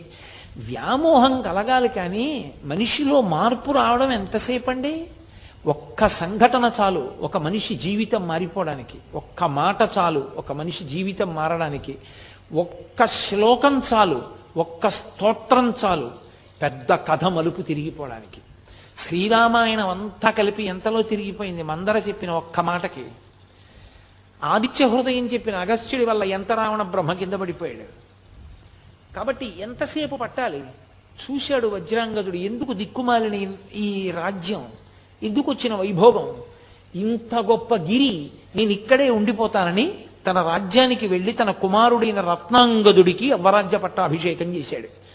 పట్టాభిషేకం చేసి తిరిగి వచ్చేసి తాను ఆ అరుణాచల పర్వతంలోనే ఉండిపోయి అక్కడ ఆ తన రాజ్యం నుండి సమస్త సంభారములు తెప్పించి ప్రతి పౌర్ణమి నాడు జ్యోతిని వెలిగించి చక్కగా ఆ కర్పూరంతో కలిసినటువంటి జలముల చేత సుగంధభరితమైనటువంటి పదార్థముల చేత శివలింగానికి అభిషేకం చేస్తూ చందన చిర్చితుణ్ణి చేస్తూ పరమశివుణ్ణి ఆనందంగా జీవితం గడుపుతుంటే అగస్త్య మహర్షి వచ్చి వజ్రాంగదుని యొక్క స్థితిని చూసి మురిసిపోయారబ్బా, నీకు ఎంత భక్తి వచ్చిందిరా, ఎంత మారిపోయావురా నువ్వని. పరమశివుడు ప్రత్యక్షమయ్యాడు. నువ్వు ఒకానొకప్పుడు ఇంద్రుడవు, కైలాసంలో ఉన్న నా దగ్గరికి వచ్చి అధిక్షేపించావు, ఆ కారణం చేత నువ్వు భూలోకంలోకి వచ్చి మనుష్యునిగా పుట్టావు. కానీ గత జన్మలలో చేసుకున్నటువంటి పుణ్యకర్మ పరీపాకము వలన ఇప్పుడు అరుణాచల వైభవం నీకు తెలిసింది. కాబట్టి ఇక్కడే ఉండి నువ్వు ఇలాగే నన్ను ఆరాధన చేస్తూ ఉండు, నా యందు ఐక్యమవుతావు అన్నాడు. వజ్రాంగదుడు అరుణాచలంలోనే నివాసం ఉండి అరుణాచలంలో ఉన్నటువంటి శివుణ్ణి, అరుణాచలాన్ని, అరుణాచల పర్వతం అనక్కర్లేదు, అరుణాచలం అంటే చాలు, అచలం అంటే పర్వతము. కొంచెం తేలికగా దృష్టిలోకి వెళ్ళడానికి 2 పర్యాయాలు వాడ్డాను, నిజానికి అలా వాడక్కర్లేదు. కాబట్టి అరుణాచలం యొక్క వైభవాన్ని తెలుసుకున్నవాడై ఆయన ఆ అరుణాచల క్షేత్రమనందు ఈశ్వరారాధన చేసి తుట్టతుదకు పరమేశ్వరుని యందు ఐక్యమైపోయాడు. ఏం చాడ్విక్ అని రమణ మహర్షి దగ్గర శిష్యుడు ఒక ఆయన ఉండేవారు. రమణ మహర్షి ఎవరిని నా శిష్యులని చెప్పలేదు. ఆయన అంతేవాసి, విదేశాల నుంచి వచ్చాడు. ఆ కారణం చేత ఆయన బూట్లు లేకుండా నడవలేడు. ఆయన గిరి ప్రదక్షిణానికి బయలుదేరాడు. ఏమో భగవానులు ప్రదక్షిణం చేయమంటారు, ప్రదక్షిణం చేస్తానని బూట్లతో ప్రదక్షిణం చేస్తున్నాడు. బాగా చీకటి పడిపోయింది, కటిక చీకటి. ఆ చీకట్లో ఆయన బూటు తెగిపోయింది. ఆ తెగిపోయిన కారణం చేత ఆయన బూట్ లేకపోతే నడవలేడు. ఆయన చతికిల పడిపోయి కూర్చుని ఆ పర్వతం వంక చూసి, భగవన్నేమో ఇది పరమశివుడు అంటారు, నాకేమో బూటు తెగిపోయింది, బూటు లేకుండా నడవలేను, కటిక చీకటి, ఏ ఉపద్రవం వస్తుందోనని ఆ పర్వతం వంక చూసి అరుణాచల శివ, అరుణాచల శివ, అరుణాచల శివ అని అరిచాడు. అంతే. ఆ చెట్లలోంచి ఒక చెప్పులు కుట్టే వ్యక్తి కిందకి దిగొచ్చి, అయ్యా మీ బూటు తెగిపోయిందా, కుట్టేస్తానని బూట్లు కుట్టేసి ఆ కొండలోకి వెళ్ళిపోయాడు. అతను కుడుతున్నంతసేపు, కొండలోకి మళ్ళీ వెళ్ళిపోతున్నంతసేపు చాడ్విక్కి ఆలోచన రాలా, ఇంత చీకట్లో కొండ మించి ఎవరు దిగుతారు పొదల్లోంచి, చెప్పులు కుట్టేవాడు ఎందుకు వస్తాడు, ఎందుకు చెప్పులు కుడతాడు, ఎందుకు మళ్ళీ పొదల్లోకి ఎడతాడని. అతను వెళ్ళిపోయి కనపడ్డం మానేశాక ఆలోచన వచ్చింది, బూట్లు లేకపోతే నడవలేక నేను నమ్మి పిలిచినందుకు పరమశివుడే వచ్చి నా బూట్లు కుట్టాడు. వెంటనే ఆయన కొండవంక తిరిగి కన్నీళ్లతో నమస్కారం చేశాడు. అలాగే ఒక మహానుభావుడు పంగు యోగి అని, ఆయనకి కాళ్ళు లేవు. కాళ్ళు లేకపోతే ఆయన పిరుదుల మీద డేకుతూ గిరి ప్రదక్షిణం చేస్తున్నాడు. ఆ పంచశిఖర దర్శనము అని ఆ పరమేశ్వరుని యొక్క 5 మూర్తులు, పార్వతీదేవి, పరమశివుడు, సుబ్రహ్మణ్యుడు, విఘ్నేశ్వరుడు, నందీశ్వరుడు, పంచశిఖర దర్శనము అని చేస్తారు. ఆ పంచశిఖర దర్శనం దగ్గరికి వెళ్ళేటప్పటికీ ఆయన అక్కడికి వెళ్ళి నమస్కారం చేద్దామని డేకుతున్నాడు. ఎక్కడి నుంచో ముసలాయన వచ్చి ఒక్క తోపు తోశాడు. ఏ అరుణాచలానికి ప్రదక్షిణం చేయడానికి అలా డేకుతూ పిరుదుల మీద వెళ్ళాలా, ఏం నడవలేవా, లేచి లేచి నడు అన్నాడు. అని వెళ్ళిపోయాడు అంతే వేగంగా. ఆయన తెల్లబోయి చూసి నేను నడవడమా అనుకుని పైకి లేచాడు. ఆయన కాళ్ళు వచ్చేసి ఆయన గిరి ప్రదక్షిణం చేశాడు. అలాగే మహానుభావుడు ఒక దొరగారు ఒక ఆయనకి గిరి ప్రదక్షిణం చేస్తున్నప్పుడు కాళ్ళు లేని వాడికి కాళ్ళు వచ్చాయి ఒకప్పుడు.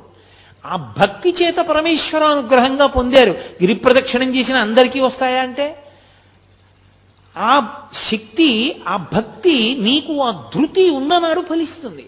కాబట్టి ఆ గిరి ప్రదక్షిణం ఎన్ని విశేషాలను నిరూపణం చేసి చూపించింది. అంత గొప్ప ప్రదక్షిణం ఆ గిరి ప్రదక్షిణం.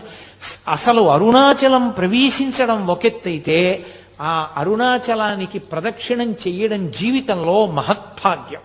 అందున పరమశివనామం చెప్పుకుంటూ ఆ గిరి ప్రదక్షిణం చెయ్యడం అంటే అదొక గొప్ప అదృష్టం. నాకు ఒక్కటి జ్ఞాపకం వస్తుంది, ఈశ్వరానుగ్రహము తప్ప అది నా వలన సాధ్యమయ్యే విషయమా?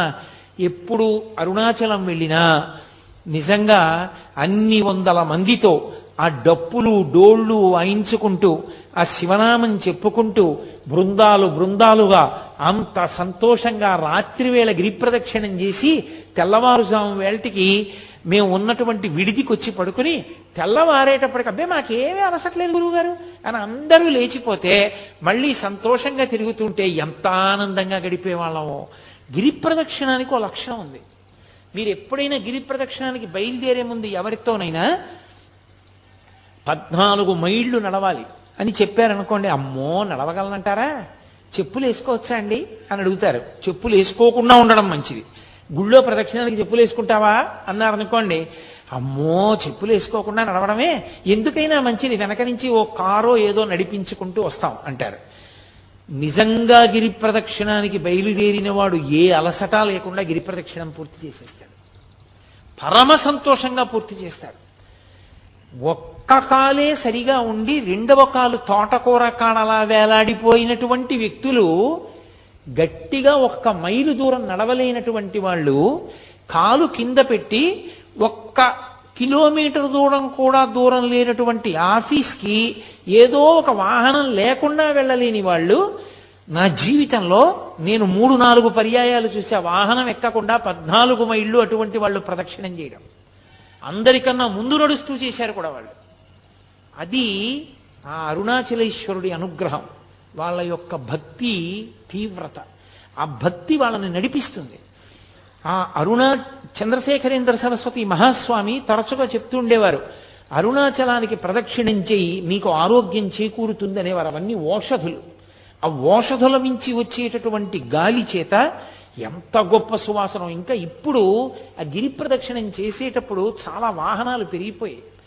ఇన్ని వాహనాలు ఇప్పుడు ఎక్కువైపోయాయి. ఎంతో ఉబ్బిడిగా నడవలసి వస్తోంది. కానీ ఏంటి ఉత్తరలింగాన్ని దాటిపోయిన తర్వాత మళ్ళీ ఆ పెద్ద రోడ్డు వచ్చేసిందో, ఈశాన్యలింగం వైపుకి వెళ్ళే రోడ్డు, అక్కడి నుంచి ఇంకా మళ్ళీ చాలా ఒళ్ళు దగ్గర పెట్టుకుని నడవాలి. పూర్వం అలా కాదు. నేను ప్రారంభంలో అరుణాచలానికి వెళ్ళిన రోజుల్లో అసలు ఎక్కడా ఒక్కటి కనపడేది కాదు. కటిక చీకట్లో నడిచి వెడుతూ ఉంటే ఒక దేవాలయం దగ్గర బయలుదేరినప్పుడు ఆ దేవాలయం నుంచి ఇంకో దేవాలయం వరకు కుక్క వచ్చేది సాయం.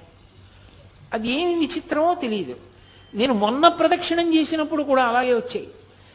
ఆ కుక్క వచ్చి ఈ దేవాలయం దగ్గర బయలుదేరితే ఇక్కడి నుంచి బయలుదేరి వెంట వచ్చేది, పక్కన నడుస్తూ వచ్చేది. ఆ గుడి దగ్గరికి వెళ్ళిన తర్వాత ఈ కుక్క ఆగిపోయేది, అక్కడ ఇంకో కుక్క బయలుదేరేది. అది ఏమి చేసేవి కావు, అదేమి చెనకేవి కావు, అరిచేవి కావు, దెబ్బలాడుకునేవి కావు. అంత కటిక చీకట్లో కూడా దేవాలయాలన్నీ తెరిచి ఉంటాయి. అన్ని దేవాలయాలు దర్శనానికి యోగ్యంగా తలుపులు తెరిచి ఉంటాయి. తలుపులు తెరిచి ఉంటాయంటే తాళం వేసి ఉన్నప్పటికీ ఊచల్లోంచి మీరు దర్శనం చేసుకోవడానికి వీలుగా ఉంచుతారు తప్ప మీకు దేవాలయ దర్శనం ఆగిపోయే రీతిలో ఉండదు. అసలు ఆ గిరి ప్రదక్షిణం చేస్తుంటే అదొక మహాద్భుతమైన అనుభూతి. నాకు నిజంగా మీతో యథార్థం చెప్పాలి అంటే నేను ఒక్క మాట చెప్పేస్తే సరిపోతుంది, అబద్ధం ఎందుకు. నాకు ఉత్తర క్షణం ఈ 2 మైకులు ఇలా తోసేసి కిందకి దిగి సావర్లకోట వెళ్ళి ఏ రైలు ఉంటే ఆ రైలు ఎక్కి వెళ్ళిపోవాలనుంది తిరువണ്ണామలై. ఇది చెప్తున్నప్పుడు ఆ గిరి ప్రదక్షిణం అంటే నాకు అంత వ్యామోహం, అంత అద్భుతమైనది ఆ గిరి ప్రదక్షిణం, అంత గొప్పగా ఉంటుంది నిజంగా. అది అందున తెల్లవారుజాము సమయంలో ప్రదక్షిణం చేస్తే ఆ లేత సూర్యకిరణాలు పడుతున్నప్పుడు చూడాలి. ఆ కొండ ఒక్కొక్క చోట ఒక్కొక్కలా ప్రకాశిస్తూ ఉంటుంది. ఆ లేలేత సూర్యకిరణాల్లో ప్రదక్షిణం చేస్తూ వెడుతుంటే మనం చెయ్యగలిగిన ధర్మకార్యం చేస్తూ భగవన్నామం చెప్తూ కూర్చుంటూ లేస్తూ తిరుగుతుంటే ఎంత ఆనందంగా ఉంటుందో నిజంగా గిరి ప్రదక్షిణం. పిల్లలతో పెద్దవాళ్లతో అందరం కలిసి నిజంగా యాత్ర అంటే కొన్ని 100 మంది బయలుదేరి ఆ డప్పులు కొట్టుకుంటూ భజనలు చేసుకుంటూ నాట్యం చేసుకుంటూ పాటలు పాడుకుంటూ ఎక్కడెక్కడ దేవాలయంలో కూర్చుని ఆ దేవాలయ వైభవం చెప్పుకుంటూ స్తోత్రాలు చేసుకుంటూ గిరి ప్రదక్షిణం చేస్తూ ఆ గిరి వైభవం చెప్పుకుంటూ నడుస్తుంటే అబ్బా ఎంత సంతోషంగా ఉంటుందో. అదేం కష్టం అనిపించదు. అయిపోయిందా అప్పుడే, మళ్ళీ అప్పటికో నా జన్మలో ఈ గిరి ప్రదక్షిణం అనిపిస్తుంది. అంత సంతోషదాయకమైన విషయం. ఆ గిరి ప్రదక్షిణం చేసేటప్పుడు మనం సాధారణంగా అరుణాచలంలో గిరి ప్రదక్షిణం చేసేటటువంటి వారు ఆగ్నేయలింగం ఉన్నటువంటి స్థానం, అంటే ఆగ్నేయలింగమే అరుణలింగం కదా, అదే అగ్నిస్థానం, అగ్నిలింగం. కాబట్టి ఆ అగ్నిలింగం ఉన్నటువంటి ప్రదేశం దగ్గరే ఆ పక్కనే రమణ మహర్షి యొక్క ఆశ్రమం. సాధారణంగా అరుణాచలంలో గిరి ప్రదక్షిణం చేసేవారు రమణ మహర్షి ఆశ్రమం దగ్గర నిలబడి ఆశ్రమం వంక తిరిగి నమస్కారం చేసి, ఎదురుగుండా కొండ కనపడుతూ ఉంటుంది కాబట్టి శివుడికి నమస్కారం చేసి ఎడం పక్కకి బయలుదేరుతారు ఇక ప్రదక్షిణానికి. మొట్టమొదట రమణాశ్రమం కనపడుతుంది. భగవాన్ రమణులు ఆయన వైభవం గురించి నేను నా ఉపన్యాసాలు పూర్తి చేసే లోపల ఎలాగో తప్పకుండా స్పృశిస్తాను. అది 2-3 రోజులు తప్పకుండా నేను స్పృశిస్తాను, అప్పుడు మీరు విందురు గాని. ఆ రమణాశ్రమానికి ఒక నమస్కారం చేసి, ఆ రమణాశ్రమంలో రమణుల యొక్క దేవాలయం, యువతల గ్రంథాలయం, ఆ పెద్ద పెద్ద చెట్లు, నెమళ్ల క్రేంఖణాలు అవన్నీ వినపడుతుంటే ఒక నమస్కారం చేసుకుని ఎడం పక్కకి తిరిగి అలా ముందుకెడుతుంటే ఎడం పక్కన ఉన్నటువంటి పాలితీర్థాన్ని దాటగానే విఘ్నేశ్వరుడి గుడి ఒకటి వస్తుంది. ఆ విఘ్నేశ్వరుడి గుడి దగ్గర మళ్ళీ అందరూ నమస్కారం చేసి సుముఖశ్చైకదంతశ్చ కపిలోగజకర్ణకః లంబోదరశ్చ వికటో విఘ్నరాజో గణాధిపః ధూమకేతుర్గణాధ్యక్ష ఫాలచంద్రో గజాననః వక్రతుండ శూర్పకర్ణో హేరంబ స్కందపూర్వజః షోడశైతాని నామాని యప్పటేత్ శృణుయాదపి విద్యారంభే వివాహే చ ప్రవేశే నిర్గమే తథా సంగ్రామే సర్వకార్యేషు విఘ్నస్తస్య నజాయతే అని ఆయనకి నమస్కారం చేసి బయలుదేరి ముందుకు వెళ్ళిపోతే, ఆగ్నేయంలో బయలుదేరారు కాబట్టి మీరు ప్రదక్షిణంగా ఇలా వచ్చేటప్పటికి దక్షిణ దిక్కున యమలింగం ఉంటుంది. మీరు అరుణాచల క్షేత్రమునందు ప్రతి దిక్కునందు ఆ దిక్పాలకుని శివలింగం ఉంటుంది. అంటే ఆ దిక్పాలకులు స్వయంగా వచ్చి అక్కడ శివలింగానికి పూజ చేస్తారు. అది అక్కడ శివలింగాలు ఏర్పడడానికి కారణం. ఆ దక్షిణ దిక్కున ఉన్నటువంటి లింగానికి యమలింగం అని పేరు. ఎందుకంటే దక్షిణ దిక్కుకి అధిపతి యమధర్మరాజు గారు, అది పితృస్థానం.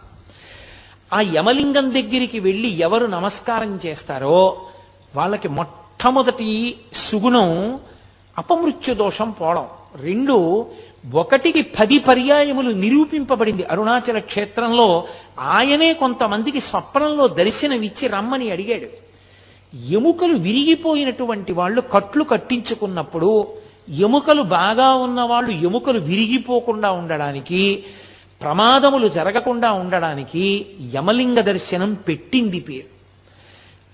అందుకే ప్రదక్షిణం చేసేటప్పుడు ఎంత గబగబా చేసేస్తామని చెప్పి ఏదో బ్రిస్క్ వాక్ అంటారే, అలా గబగబ నడిచి వెళ్ళకూడదు, ప్రశాంతంగా వెళ్ళాలి. భగవాన్ రమణులు ప్రదక్షిణానికి వెడితే 2-3 రోజులు ప్రదక్షిణం చేసేవారు. అంత గొప్పగా చేసేవారు. ఆహార పదార్థాలన్నీ మూటలు కట్టుకుని తీసుకెళ్లి మధ్య మధ్యలో కూర్చుని అందరూ కలిసి చక్కగా అవి తింటూ వెడుతుండేవారు.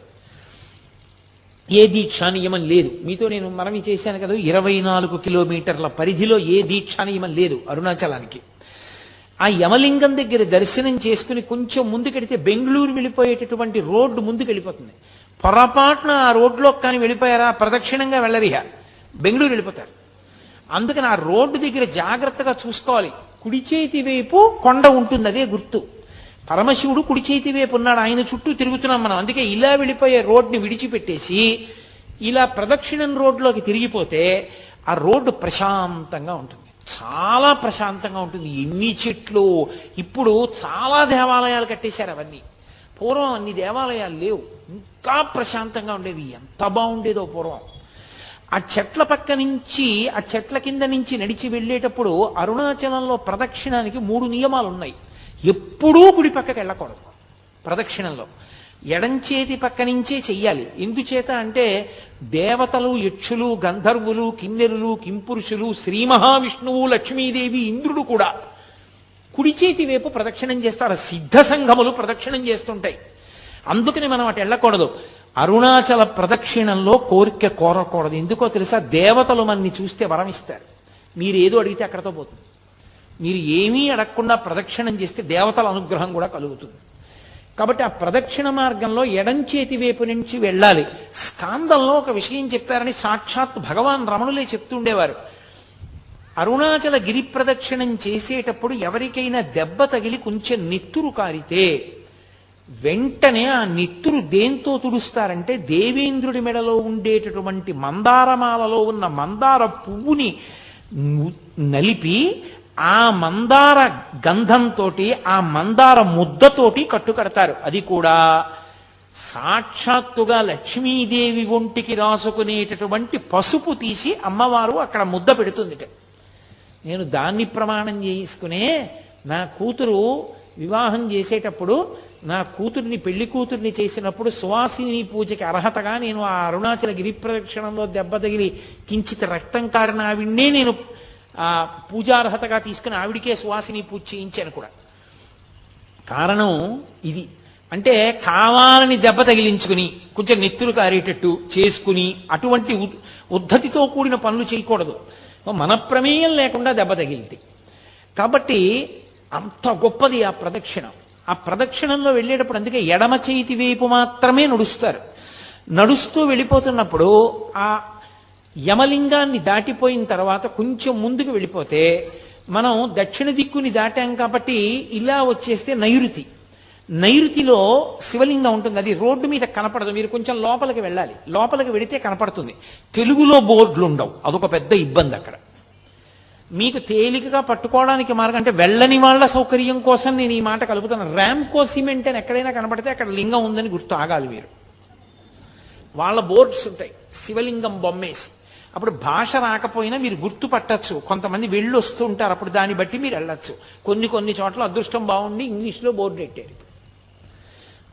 ఒక్కొక్కరి పిచ్చి ఎంతమందికి ప్రాణ సంకటమో అర్థం చేసుకోరు. ఏం చేస్తాం?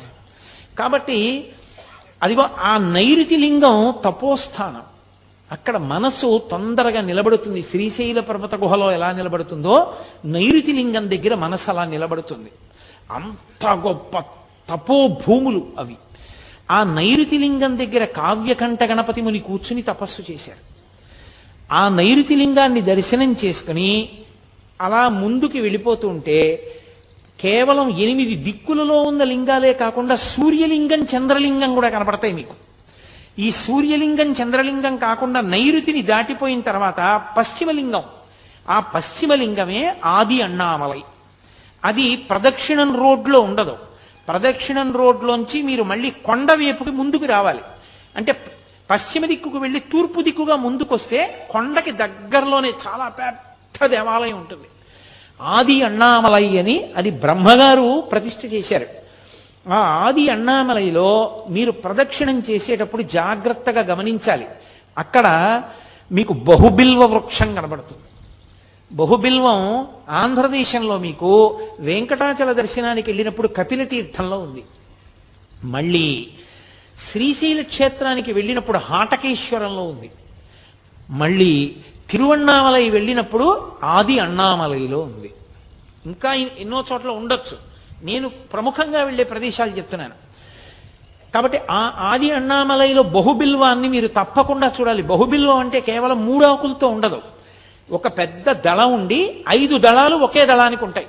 5 మూడేశాకులు ఉన్న దళాలు ఒకే దళాన్ని అంటిపెట్టుకుని ఉంటాయి. ఇలాగా అది బహుబిల్వ దళం అంటారు. ద్రవిడ దేశంలో దాంతో శివుణ్ణి ఆరాధన చేస్తారు. విశేష ఫలితం. ఆ బహుబిల్వ వృక్షం పెద్ద వృక్షం ఉంటుంది. అద్భుతమైన దేవాలయం ఆది అన్నామలై.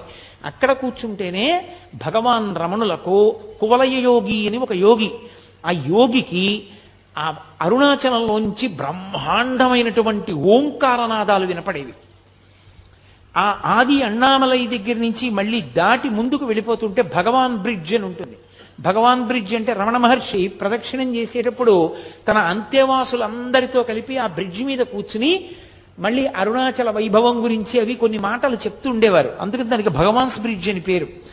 అక్కడ ఆగి కొంచెం ముందుకు వెడితే అక్కడ మనకి ఈ మనం నైరుతి ఆగ్నేయంలో బయలుదేరి దక్షిణానికి వచ్చి దక్షిణాన్ని నుంచి నైరుతికి వచ్చి నైరుతి నుంచి పశ్చిమానికి వెళ్ళి పశ్చిమాన్ని నుంచి ఇలా వస్తే వాయవ్యం, వాయవ్యలింగం ఉంటుంది. ఆ వాయులింగాన్ని దర్శనం చేసేటప్పుడే మీకు ఒక గమ్మత్తు ఉంటుంది. ప్రదక్షిణం ఎడంచేతి వీంపు నుంచి వెడుతూ ఇలా కుడి పక్కకు వస్తే కొండ పాదం వైపుకు వస్తే అక్కడే పంచశిఖర దర్శనము అని ఉంటుంది. ఆ పంచశిఖర దర్శనం చేసినప్పుడు 5 శిఖరములు కనపడతాయి. అవి పంచభూతములు అంటారు. అవే ఇందాక నేను మనవి చేసినట్టుగా పార్వతీ పరమేశ్వర వినాయక సుబ్రహ్మణ్య నందీశ్వరులు 5 శిఖరములుగా ఉన్నారు అంటారు. 5 శిఖరములు చక్కగా వరుస క్రమంలో కూర్చున్నట్లు కనపడతాయి. మీరు రాత్రి ప్రదక్షిణం చేస్తుంటే ఎంత అర్ధరాత్రి వెళ్ళండి, అక్కడ ఉన్న 2 సమాధులు ఉన్నాయి. అక్కడ అవి మహాభక్తులైనటువంటి వారివి. అక్కడికి దగ్గరలో ఉన్న చోట ఒక వ్యక్తి తిరుగుతూ ఉంటాడు. మీరు ఆయన్ని జాగ్రత్తగా గమనించి పిలిచి అడిగితే ఒక పావలా కాసు కూడా ఎవ్వరు అడగరు మిమ్మల్ని. ఆ ప్రదక్షిణం చేసేటప్పుడు ఏ గుళ్ళో ఎవ్వరూ అడగరు. ఆయన అరుణాచలం వైపుకి తిరిగి ఆ పంచశిఖరముల వైపుకి తిరిగి శంఖాన్ని పూరిస్తాడు. మీరు విని తీరాల శంఖనాదం అలా పూరిస్తాడు ఆయన. నేను ఎప్పుడు గిరి ప్రదక్షిణం చేసినా ఆయన కోసం వెతుకుతూ ఉంటాను. ఆయన ఎప్పుడు అక్కడ శంఖాలు ఉంటే ఆయన్ని పిలిచి అయ్యా ఒక్కసారి శంఖం పూరించరా అని అడిగితే మీరేమైనా ఇస్తారని కూడా ఆయన చూడండి. అసలు వెంటనే శంఖం పట్టుకొచ్చి అటు తిరిగి చేస్తాడు. రాత్రివేళ ప్రదక్షిణం చేస్తున్నప్పుడు ఆ శంఖధ్వని వినపడుతుంటే ఆ శిఖరాల వంక చూస్తుంటే ఒళ్ళు గగుర్పాటు చెందుతుంది. అలా ఉంటుంది. మోక్షద్వారము అంటుంటారు, అది మునిద్వారం అని. అందులోంచి బయటికి వచ్చి చూడాలి ఆ పంచశిఖరాల్ని అంటారు. వాయవ్యలింగాన్ని దాటితే ఉత్తరలింగం, కుబేరలింగం అంటారు దాన్ని. అది కుబేరుడు పూజ చేసేటటువంటి స్థానం. ఈ స్థానముల యందు పూజ చేయడం వల్ల, మీరు దర్శనం చేయడం వల్ల వచ్చే ఫలితం ఏమిటంటే, మనకి మహదాశీర్వచనం అని చేస్తారు. పూర్వ దిగ్భాగే ఇంద్రో దేవత ఇంద్రప్రసాదాత్ రాజ్యాభివర్ధనమశ్నుతే అని. పూర్వ దిక్కుకి ఇంద్రుడు అధిపతి. ఆ ఇంద్రలింగం అది దర్శనం చేస్తే రాజ్యాభివృద్ధి అంటే ఉద్యోగం వృద్ధిలోకి వస్తుంది. చక్కగా సంతోషంగా ఉంటాడు. పశ్చిమలింగాన్ని దర్శనం చేశారనుకోండి, పశ్చిమంలో ఉన్నటువంటి వరుణలింగాన్ని దర్శనం చేసినటువంటి కారణం చేత పుత్రపౌత్రాభివర్ధనమశ్నుతే, పుత్రపౌత్రాభివృద్ధి కలుగుతుంది. ఉత్తర దిక్కున కుబేరలింగాన్ని దర్శనం చేస్తే అది కుబేరుడు పూజించే లింగం కాబట్టి ఐశ్వర్య సమృద్ధి. కుబేరలింగం కుబేరలింగంలాగే ఉంటుంది.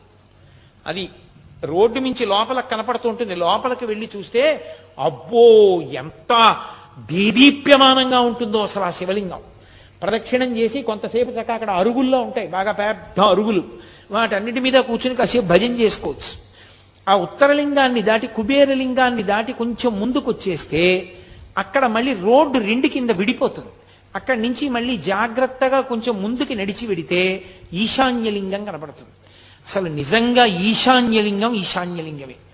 ఈశాన సర్వ విద్యానాం ఈశ్వర సర్వభూతానాం బ్రహ్మాధిపతి బ్రహ్మణోధిపతి బ్రహ్మా శివో మే అస్తు సదాశివోం అని. సదాశివుడు ఆయనకి ఎప్పుడూ కోపం ఉండదు, కోపం నటిస్తాడంతే ఆయన ఎప్పుడైనా. అటువంటి సదాశివ స్థానము ఈశానలింగము. దానికి కొంచెం కిందకి దిగాలి గుళ్ళో. అసలు నిజంగా 2 కళ్ళు సరిపోవు. నేను ఇప్పుడు మీతో ఉపన్యాసం చెప్తున్నాను కానీ నాకు మనసులో ఆ శివలింగాలన్నీ కనపడుతుంటే ఎంత పరవశించిపోతున్నానో నేను. ఆ ఈశాన్యలింగం మెట్లు దిగి చక్కగా మీరు ఆ మెట్ల మీద కూర్చున్నా సరే ఎదురుగుండా కనపడుతూ ఉంటుంది. సాయంకాలం పూట ప్రదోష వేళలో కొంచెం సేపు తలుపేసి అలంకారం చేసి తలుపు తీస్తారు. అసలు అప్పుడు దర్శనం చేస్తే ఒళ్ళు గగుర్పొడుస్తుంది. అలా ఉంటుంది ఆ ఈశాన్యలింగం. ఈశాన్యలింగ దర్శనం చేసి తిరిగి వచ్చేస్తే మళ్ళీ ఆగ్నేయం దగ్గరికి వచ్చేటప్పటికి కొంచెం సందులోకి వెళ్ళాలి, పైకి కనపడదు. ఆ శేషాద్రి స్వామి ఆశ్రమానికి ముందున్నటువంటి చోట కుడిపక్క సందులోకి వెడితే అగ్నిలింగం. ఆ అగ్నిలింగ దర్శనంతో మళ్ళీ రమణాశ్రమం దగ్గరికి వస్తే ప్రదక్షిణం పూర్తయిపోతుంది.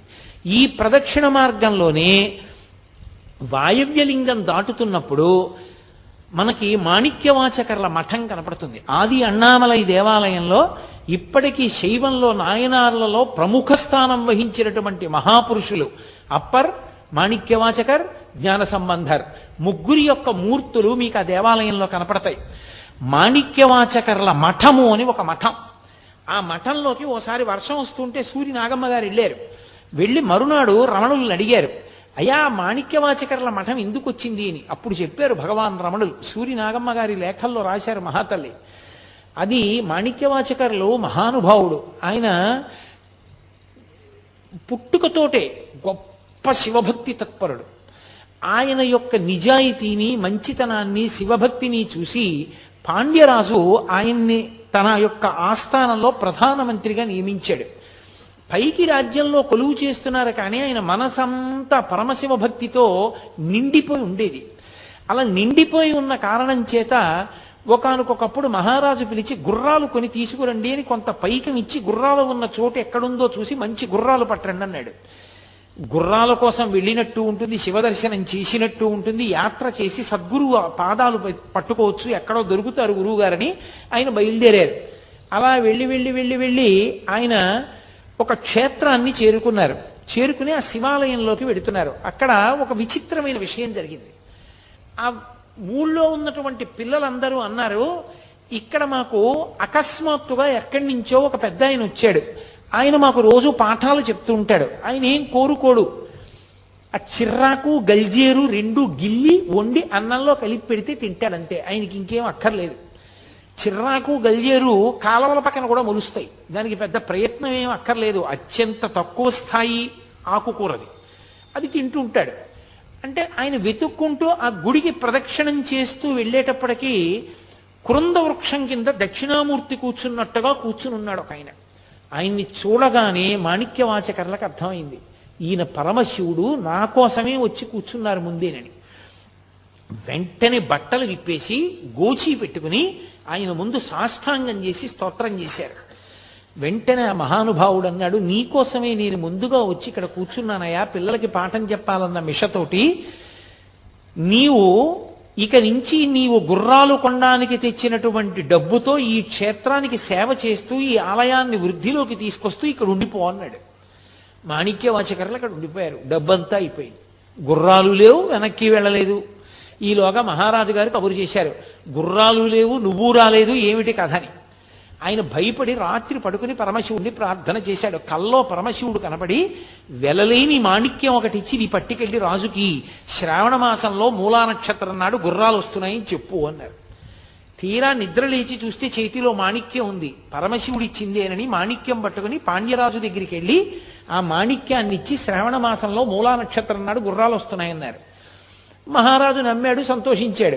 కానీ గూఢచారులు చెప్పారు, ఈయన డబ్బంతా క్షేత్రంలో ఖర్చు పెట్టేశాడండి, ఈయన దగ్గర ఏం లేదు, గుర్రాలు కొనలేదని. రాజుకు ఆగ్రహం వచ్చి మాణిక్యవాచకర్లను తీసుకెళ్లి కారాగారంలో పెట్టాడు. నిజంగా శ్రావణమాసం మూలా నక్షత్రంలో పరమశివుడే ఆ గుర్రాలు అమ్మేటటువంటి వాడి వేషంలో కొన్ని వందల గుర్రాలు తీసుకొచ్చి మాణిక్యవాచకర్లు మాకు డబ్బు ఇచ్చారు, ఈ గుర్రాలు తీసుకోండి అని రాజుకి ఇచ్చాడు. రాజు పొంగిపోయి, నా గూఢచారులు తప్పు చెప్పారు నాకని మాణిక్యవాచకర్లను విడిపించి సత్కారం చేసి గుర్రాలన్నింటినీ తీసుకెళ్లి మృగశాలలో కట్టాడు, అశ్వశాలలో కట్టాడు. అవి రాత్రి క్రూర మృగాలు అయిపోయి ఉన్న ఏనుగుల్ని గుర్రాలని కూడా తినేసి పారిపోయి. రాజుకి కోపం వచ్చి మళ్లీ మాణిక్యవాచకర్లని బంధించాడు. ఇప్పుడు వైఘై నది పొంగి ప్రవహించి మధురై నగరం మీద పడింది.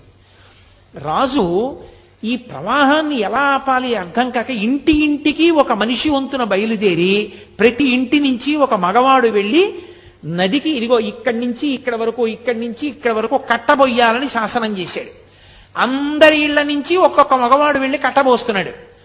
కానీ పిట్టవ్వ అంటారు ఇప్పటికీ, తమిళ దేశంలో ఆవిడ్ని అవయార్ అంటారు, మహాశివ భక్తురాలు.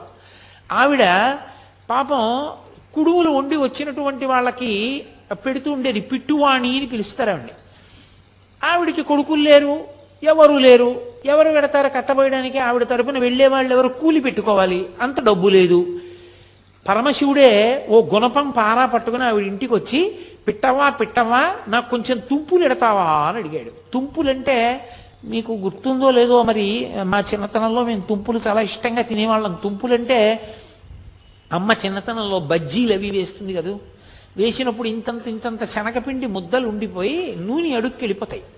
అడుక్కెళ్ళిపోతే అవి బజ్జీలు చాలా మాటలు వేసి తీసేస్తారు, ఇవి మాత్రం అలాగే ఉంటాయి, నూనెలో ములిగి ఉండి ఎర్రగా తయారవుతాయి. అవి తుప్పులు అంటారు. అవి అమ్మ చిల్లులుగా ఉన్నటువంటి పెద్ద గరిటె పెట్టి ఇలా ఒడ్డుకి తీసి ఆ నూనె ఇలా కిందకి దిగిపోయే వరకు ఇలా అని ఆ తుంపులో పళ్ళెంలో పడేస్తే బజ్జీల కన్నా తుంపులు సంతోషంగా ఒక్కొక్కటి నోట్లో వేసుకొని కరకరా తింటుండేవాళ్ళం. అలా తుంపులు వస్తాయి ఆ కుడుములు వండినప్పుడు. ఆ తుంపులు పెట్టవమ్మా, నాకు కుడుములు అక్కర్లేదన్నాడు. తుంపులు అంటే పనికి మాలినవి, కుడుములు అయితే అమ్ముకుంటే డబ్బు వస్తుంది, నాకు ఆ తుంపులు ఇట్టన్నాడు.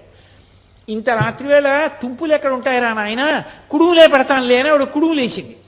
అవి ఒక్కటి కుడునట్టు పుణుకులు అనుకోండి, మీకు తేలిగ్గా అర్థం అవడానికి. ఒక్కటి పుణుకు రాలేదు, అన్ని తుంపులు అయిపోయాయి. అది శివవాక్కు. ఆ తుంపులే పెట్టింది. కాశీని తుంపులు తిన్నాడు, కాశీని తుంపులు మూట కట్టుకున్నాడు. వైఘై నదికి నేను నీ పనుపున నేను కట్ట వేస్తానని బయలుదేరాడు. వెళ్ళినవాడు కట్ట వేయడం మానేసి ఆ ఒడ్డున పడుకుని పెద్ద పెద్దగా పాటలు పాడుతూ మిగిలిన వాళ్ళ పనులు పాడు చేస్తున్నాడు.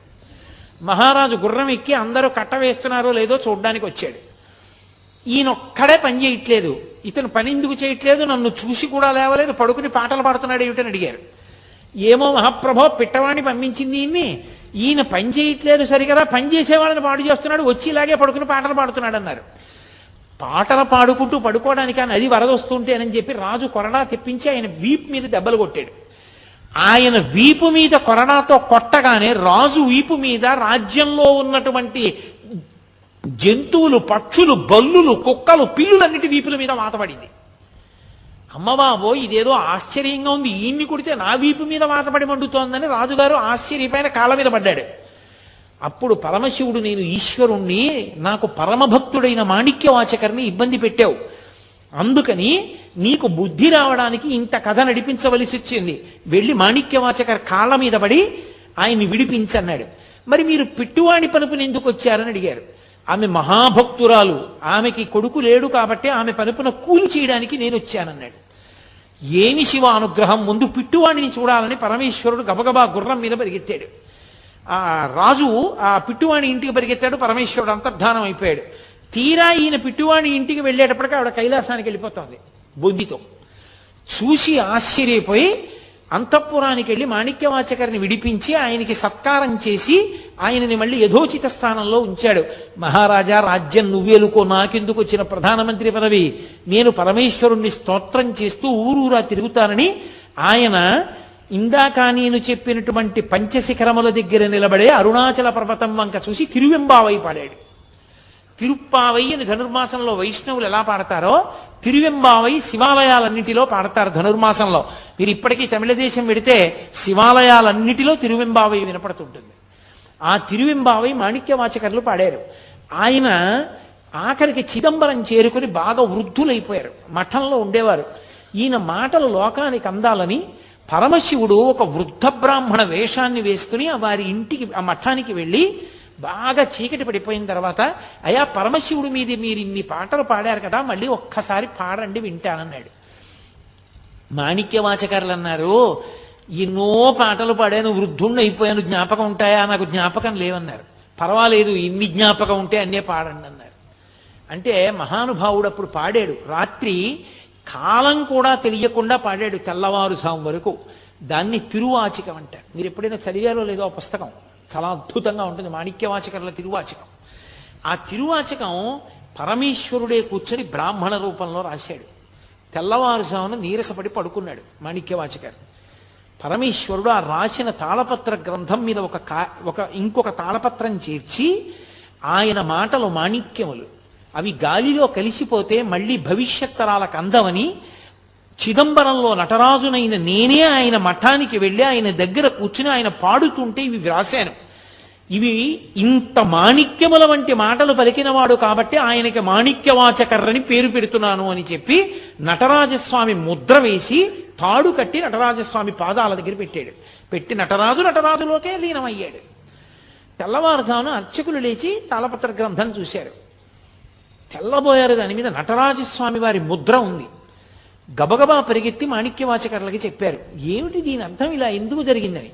మీకు చెప్తాను రెండని చెప్పి మాణిక్యవాచకర్లు బయలుదేరి చిదంబరంలో నటరాజస్వామి దేవాలయం దగ్గరికి వచ్చి, ఇంత సౌజన్యమా మహానుభావా, నా పాటలు నువ్వు రాశావా, ఎంతటి సులభుడవయ్యా అని పరమశివుణ్ణి స్తోత్రం చేసి కన్నీళ్లతో ఆయన్ని వేడుకుంటూ ఉండగా ఆయనలోని జ్యోతి చిదంబరంలో నటరాజస్వామిలో ఐక్యమైపోయింది.